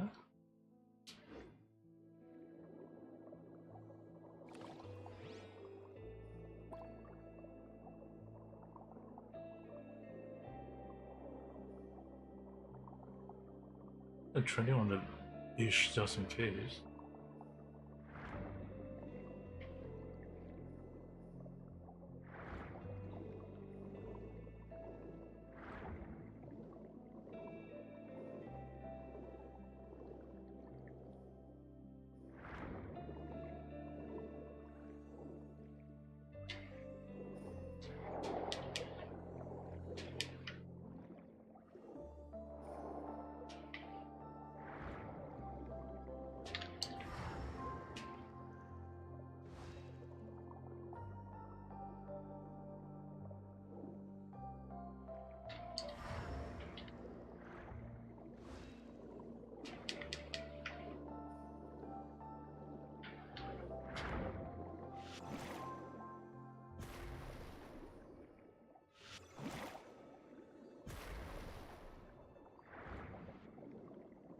Oh, nice blue one.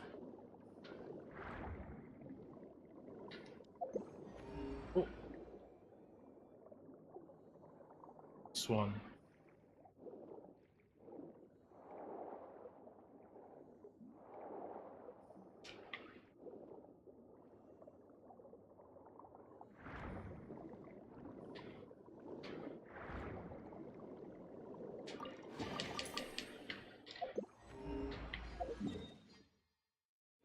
Alright, it's 100%. Oh, I should haven't find out Hydro Killer's finished though.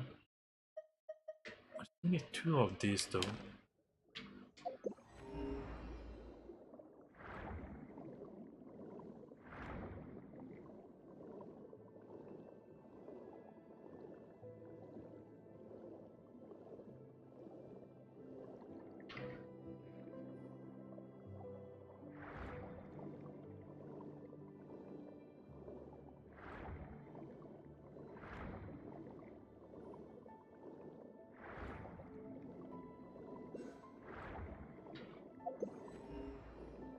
There's one here. Where cannot?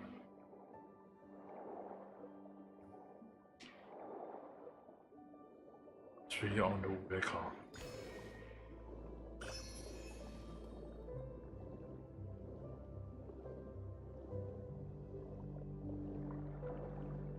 Alright, the question is, where can I find the last one?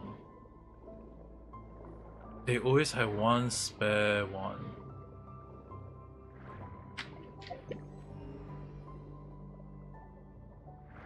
The question is, where is that spare one?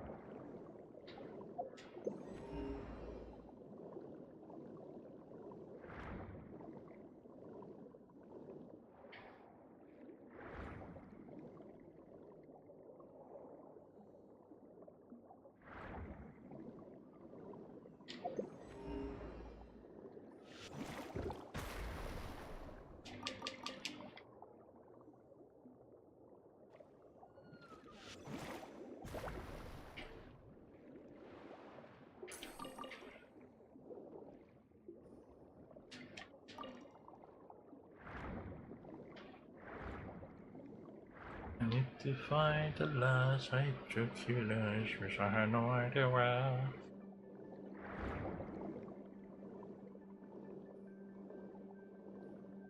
Hmm, どこかな?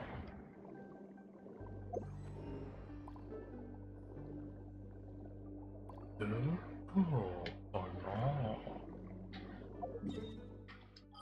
Let's just go to Fontage. Just go here. Because I don't want to like set this too long. I mean, if it's just only the last one, I definitely can just sacrifice one of some material for this.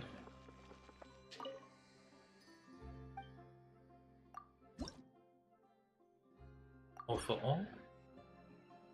And this will be restored to the final stage.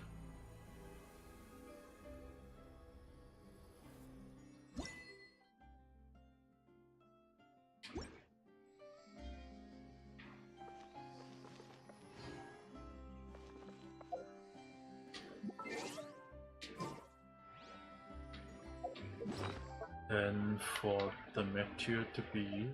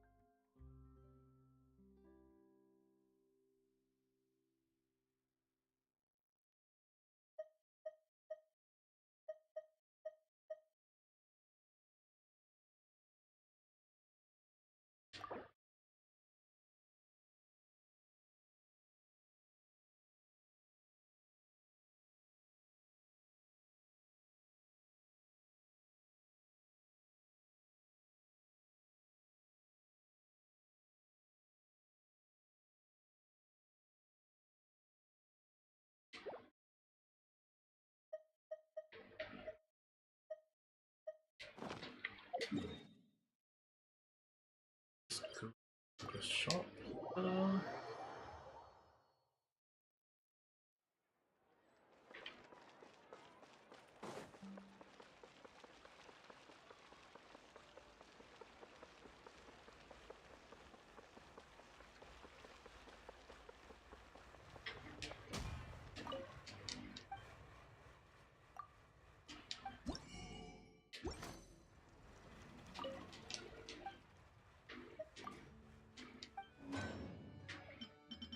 Do I have the material or not? Oh, this is not the one.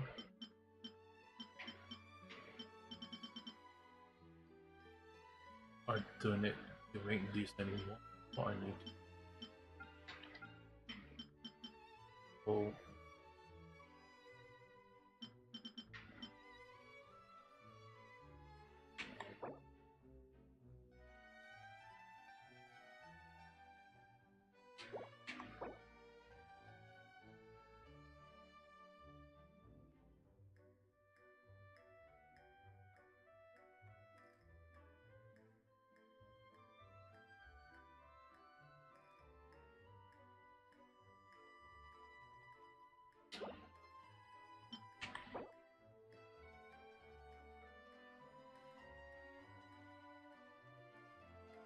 Life for catalyst character. So they never really integrate any character that is catalyst with born or life too.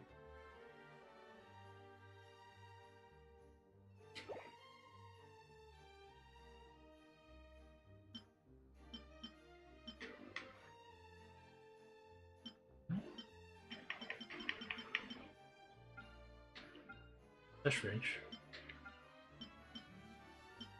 You sure we can create?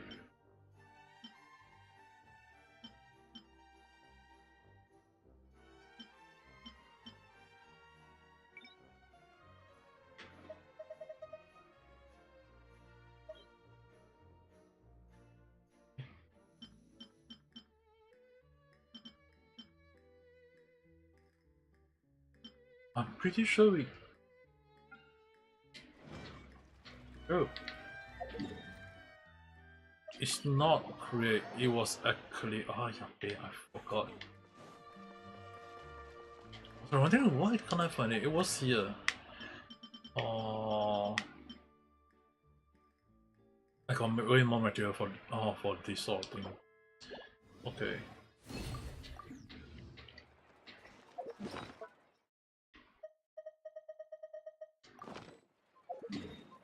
Just need to do the Sea of Bacon around.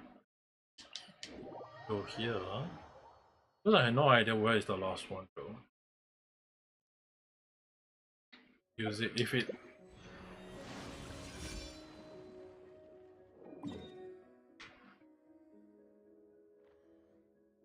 Is someone here?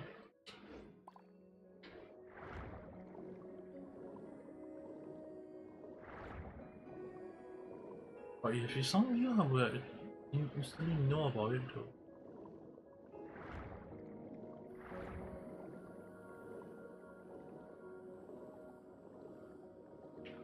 Oh, every were all freaking open.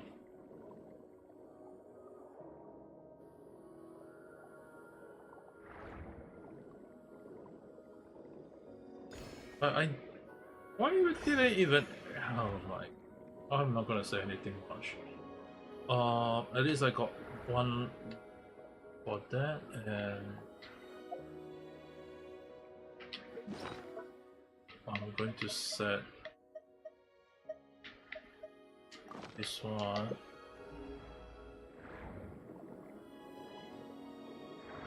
Over here, they're both.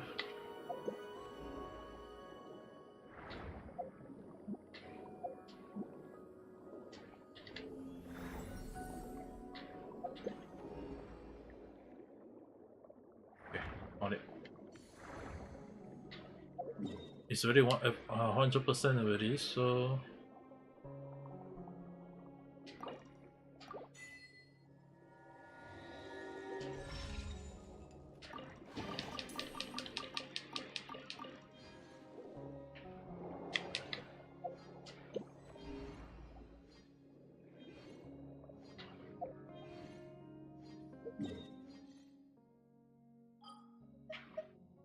Finally done.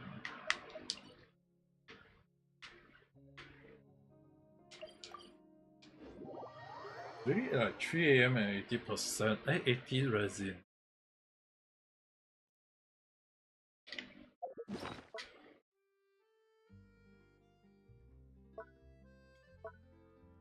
Right. At least one hydroculus here, so it's like 1 free of each. At least anyone want to care about is that at least before the Lala, I kind of like trying to complete the freaking font test. At least that's what my intention was.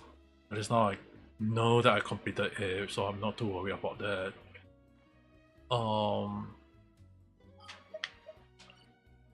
Yeah, this is also 100%, so at least worry about that. Yeah, I'll probably just check out the off stream, see whether like anything I miss out on the new event map. If not, I'm not sure. If not, I'll be next time. I'll be just streaming playing storyline as well as the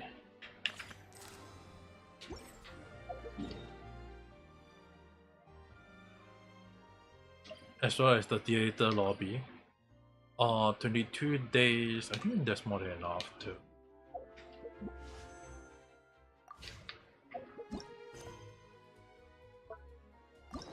Because I do want to do these two story. Haven't done these two, so I'm gonna make sure that these two will be done. Gonna change my team back to the original team that I intend to use. So yeah, I think I will end the stream here. It's pretty late on my end. It's pretty like it's 3 freaking AM already. So yeah, I'm ending the stream here right now. So I did kind of like yap a lot or talk a lot though. But yeah, I'm going off to sleep. So yeah, before I keep on dragging by talking a lot, I'm going to end the stream here. With tomorrow, I'll see how I probably will very likely to be playing Nikkei, but not sure how it will be because it will be just me just clearing some of the game and let it auto battle and just chit chat along the line. Who knows? I'm not sure about how it will be, but yeah, I'm going off to sleep. So see you guys again. Good night. Thank for everyone on reality. Good night, Oyasumi, who is still around. Bye.